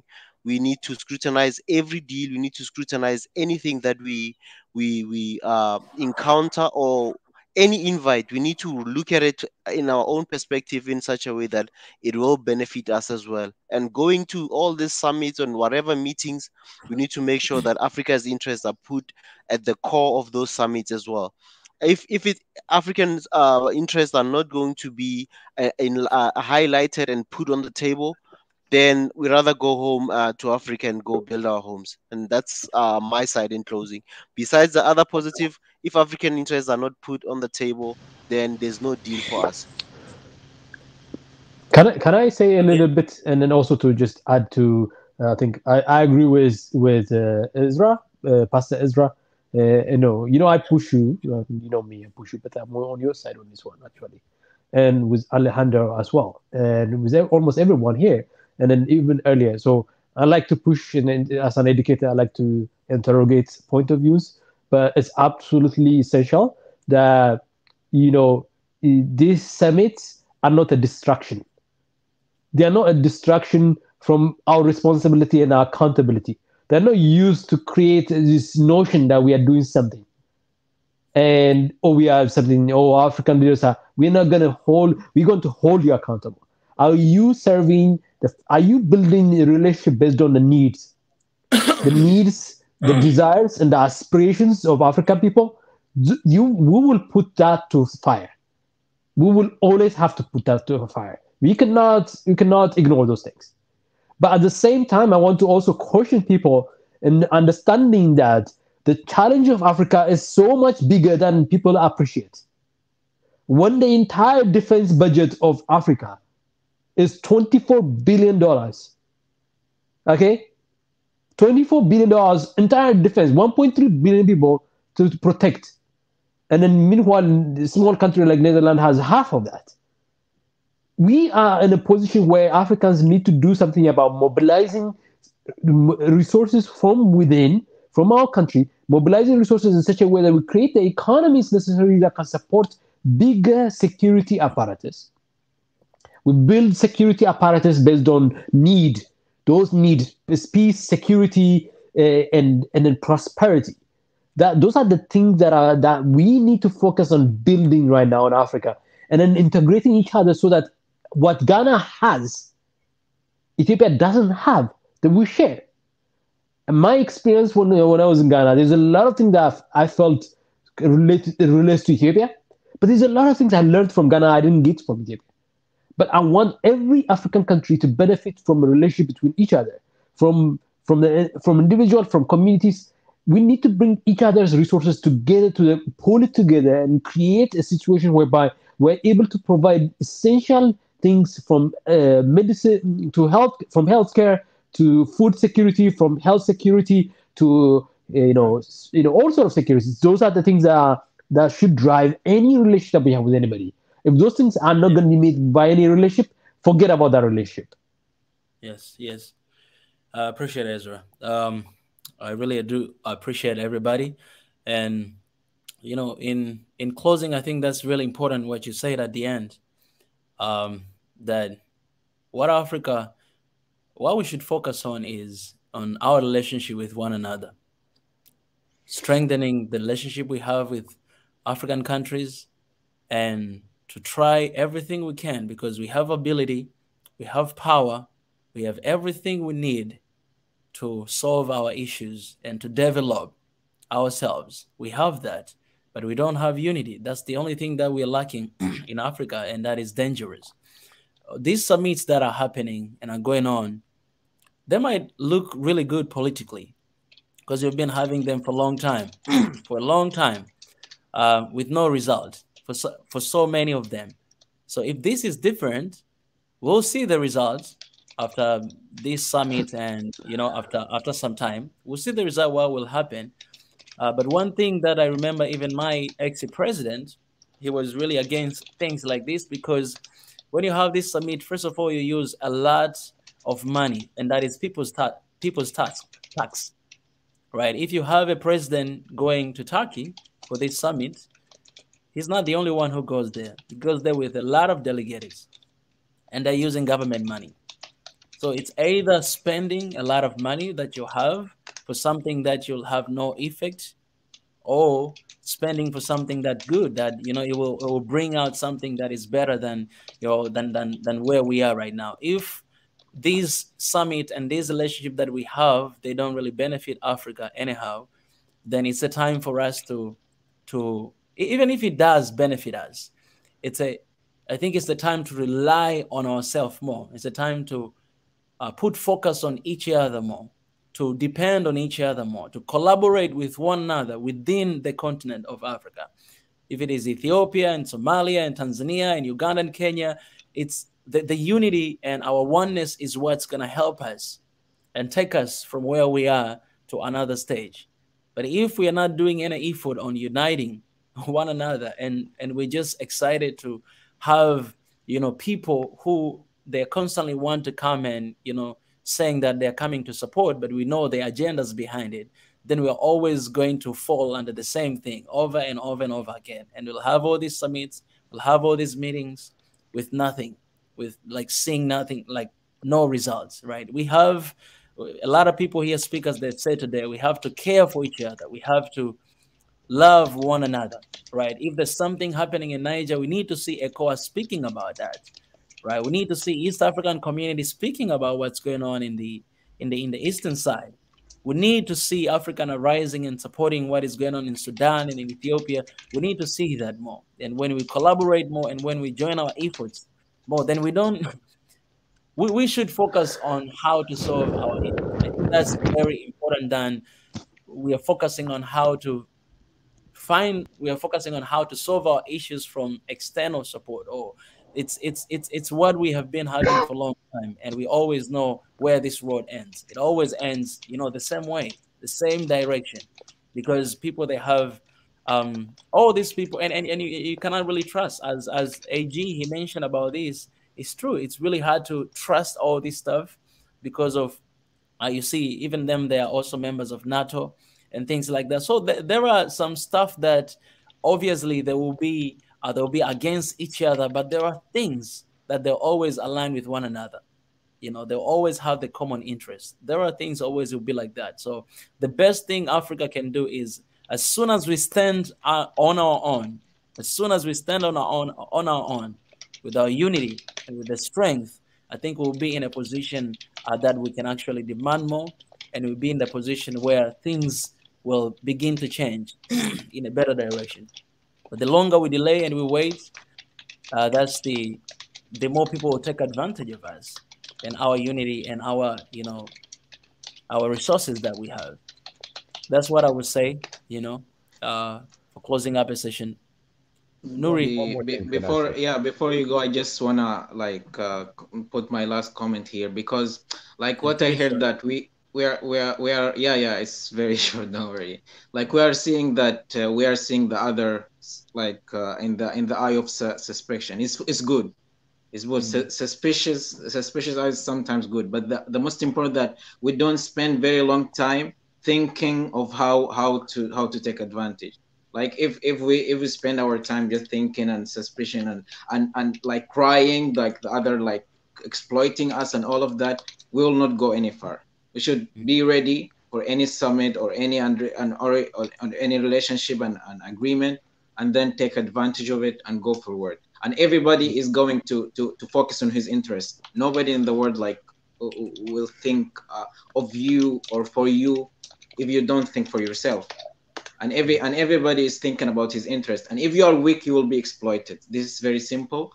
I don't want to take very long time. So and also I should also leave. So I will be here, but listening to the. But update us on Sudan, by the way. Don't forget to update us. Yeah, of course. I will send some videos to Mika, and I hope that he gonna share them. Yes. We're also looking people from Seattle who are in Seattle to if they cannot do live for us. If anybody knows anybody in Seattle, reach out to them. They are part of the rally. Okay. I have a friend from Somalia living in Canada, but she's gonna join, but just the time. So there are some people who are interested, but we will see. Okay. Okay. All right. Biggie, you wanted to say something? Yeah, I just want to welcome Juju, a new member. Actually, this is Appreciate for the that. second month because last month she was a member too. Right. She just came along, so just noticing that. But at the same time, we talked a lot of things today, and one of my input on this is keep up the good job. It's a great conversation that's in and out. One of my wishes to have an OA in Ethiopia, because I see some. If you look at the African Union, there is certain place where it says if you want to meet us, if you want to do something about it, whatever that you want to contribute, they're willing to register anybody. So if this platform get engaged and somehow we got the Kuru and everybody else in there and voice ourselves and question on what the summit outcome and what the result is going to be, what's the status going to be. So to keep them on their toe, we're not questioning as individuals, as an Africans, on what African Union is doing. So I encourage again to visit the African Union webpage.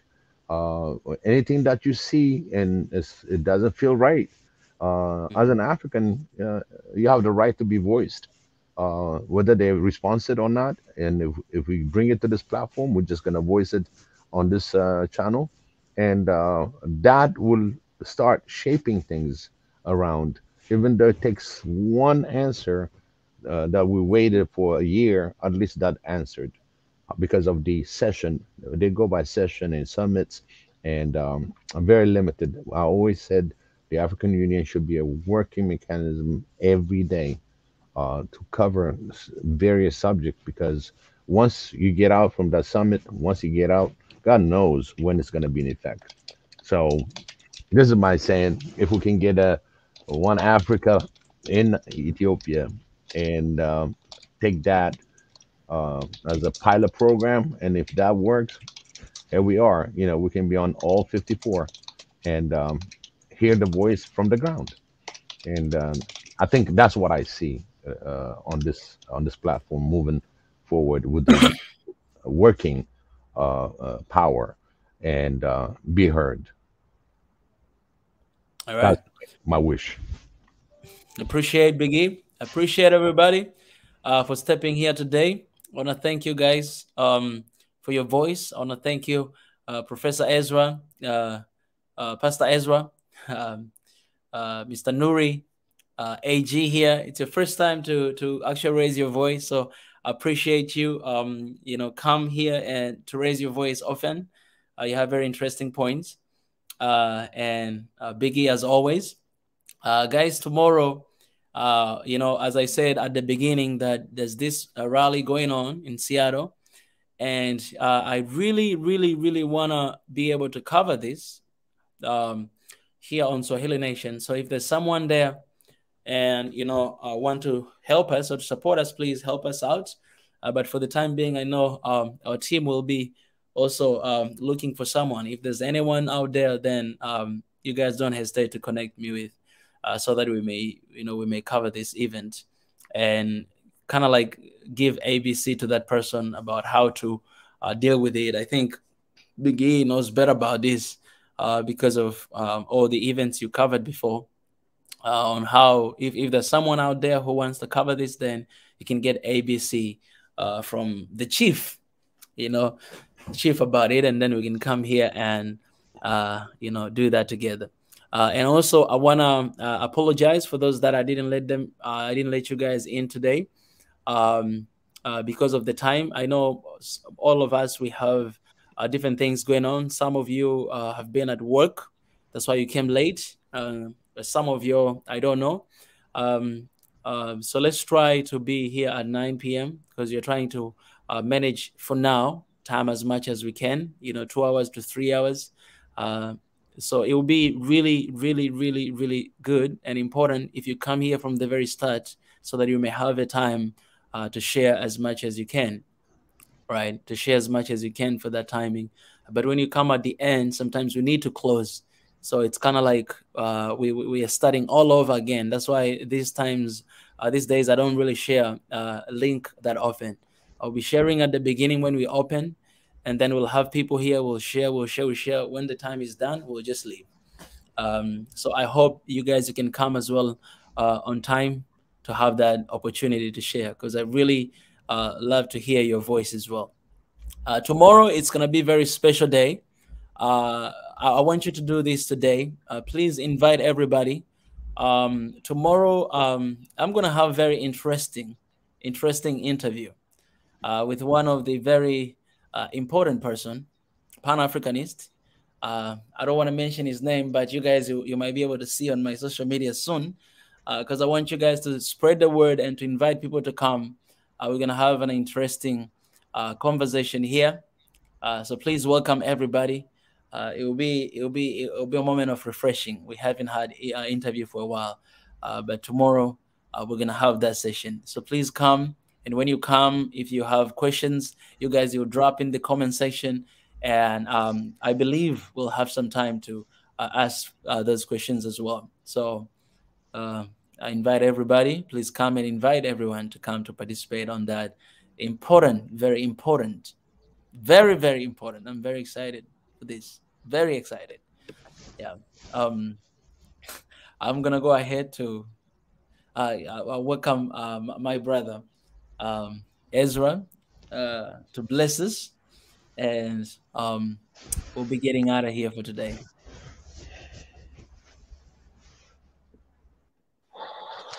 Thank you, His Excellency, for the opportunity to speak. By the way, I was with the Turkish guy today. For those who might think I'm not pro-Turkey, I might even bring him in one of these good days. But anyway, we can in closing, you're more than welcome to pray in any way, anyhow, your language, whatever. We're not enforcing anyone to our belief. But yeah, we believe in God, and we believe in the power of prayer. So yeah. Thank you, Abba Father, for this day. Thank you for bringing us as Africans together to engage, to come with solutions. We thank you for this wisdom. We thank you for this time. We thank you for this opportunity to engage and grow and learn from each other. We pray that those who are listening will also learn and take this forward and implement it in their own way. We pray, Heavenly Father, as we are going into different places, different workplaces, different work environments, and anything that we are busy with as individuals, I pray, Heavenly Father, that it may succeed, it may grow, and bring glory to you. I thank you, Father, for this day, and I thank you for the very breath of life that we have. We thank you, Father, for the food that we had today. We thank you for everything that we might even take for granted. We thank you that we are blessed in so many ways. We thank you that we can rely on you always. In Jesus' mighty name, amen. Amen. Amen. Amen. Amen. Appreciate, guys. Somebody say, now you listen my advice, have enough rest. Appreciate everybody. Guys, I really enjoyed conversation of today. Thank you so much. And this is good. Like yesterday, we had an amazing conversation. Today as well. Tomorrow as well. So yeah, let's keep it up. Let's keep it up. Something definitely it's happening, and we thank God for that. We love you all. Love you guys. One Africa. One Africa. we gotta work on that. We need to come up with something cool. You know, everybody does. I'm here. One Africa. we need to have something for youth. You know what I'm saying? Like this is it's very old. And I remember Ezra. He's the one who started with this. How do you say one Africa in Swahili? It's a symbol of African How old are you?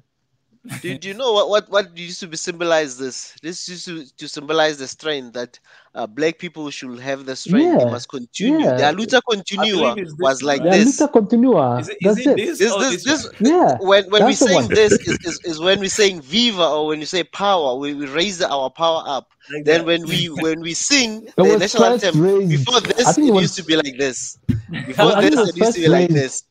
It was first raised by these black athletes in the stadium built by Hitler Mm. in 1936 Olympic, when black Africans defeated whites on the track field, and they raised. I think that's the first time. I believe. Somebody can check on that, but I think that's the first time it was seen. So incredible. So it's black power. It's called another black power. At some Or point, even African black power. power like this. Yeah. You're doing well, by the way, Ezra. How are you holding up? You are getting better. Oh, I'm better. I've recovered completely. Just my voice hasn't. Yeah. Yeah.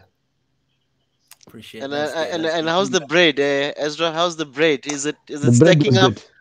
It's good. It's good His so far these Excellency. days. Why did you ask So him I about shared the it. bread? Is it I sticking shared. up? I shared a little bit of bread earlier. You didn't see. You didn't show up. No, Mika knows the bread I shared. I saw the 20 Oh, USD. yesterday and today, it was a little bit of blessing on my end, so I shared a little bit. My man. Hey, Yeah, sorry that's guys. Nori, I forgot to contact you. His Excellency, Nori is with the brother with the bitcoins and the forex stuff. Yeah. I forgot to. Yeah. I was supposed to give him a call and stuff. he spoke to with me. Mick about it. He already I shared with spoke me. to him. Already shared with you. Oh, okay. Yeah. I think it's something By that the we way, can focus on the next By year. the way, yeah. Next by the way, year. somebody That's wants very to check far. this out. There's a company called Cardano. I don't know if you heard of it. Cardano, Africa. It's a coin. It's a coin. It's focused on Yeah, Africa. And they are claiming to have made the biggest deal in the world, a blockchain deal in the world. With guess who? With Ethiopia, Minister of Education of Ethiopia, to digitize 5 million documents, like records of 5 million students and teachers. And then I'm curious. I'm curious that kind of like these things like this happening under the radar. We gotta be on top of it. We gotta be hearing about it. We gotta know about it. That's why we need the African experts on cryptocurrency, blockchain, the whole gamut of things. Because the digitization element. I mean, anyways, I don't want to raise another topic here, but just to throw it in there, like it's an interesting something I'm curious to. I'm not that much of an expert. Somebody just threw this along the way in the middle of a conversation. I just learned about it, but I think there are people who are in it. Like your friend that came last time, he was Nuri, your friend. I don't know, I forgot his name. I think it's Ahmed, right? Amran. We need to bring him back. Yeah, it could be a side discussion. No problem. Okay. Yeah. Okay. Yeah. Appreciate Nuri. Thanks very everybody much, here. guys. I will have that conversation for the next year. I think that will be amazing. And tomorrow, guys, invite people. We can have really a productive conversation tomorrow. Thank you. Thank you, everybody. Appreciate it. Thank you. Good night. Thank you. Good night. Peace. Good night, Africa. Good night. Bye. Ezra, you can go after that food now. Okay. I need to care about food more, I need to care a little bit more, like my brother Ezra there. Maybe my body will change a little bit. Look at this body. What kind of body is this? This is not African body. All right, guys, appreciate. Thank you for sticking by today. I love you all. And let me take one more moment to appreciate the super chat from GB and from the brain. Appreciate so much. And for our new member for this month as well, Juju, I've seen you last month. You became a member, but then I think she renewed her new membership for the second month in a row. I appreciate you. I love you. And thank you so much for that dedication and that commitment. It means a lot. Salute to you and to every other members out there. You guys mean a lot. Good night, everybody, and I'll see you guys tomorrow. Tomorrow, I kind of feel like I might come in the afternoon to do some stuff, but I'll see you at 9 p.m. tomorrow, East African time. Please come and let's have this. And the village, I think this is your first time to join. I appreciate to see you here. Village. Yeah, the village. Appreciate you for coming here. That's amazing. All right, guys. Good night. Subscribe if you haven't done that. But all in all, God bless you all. Bye-bye.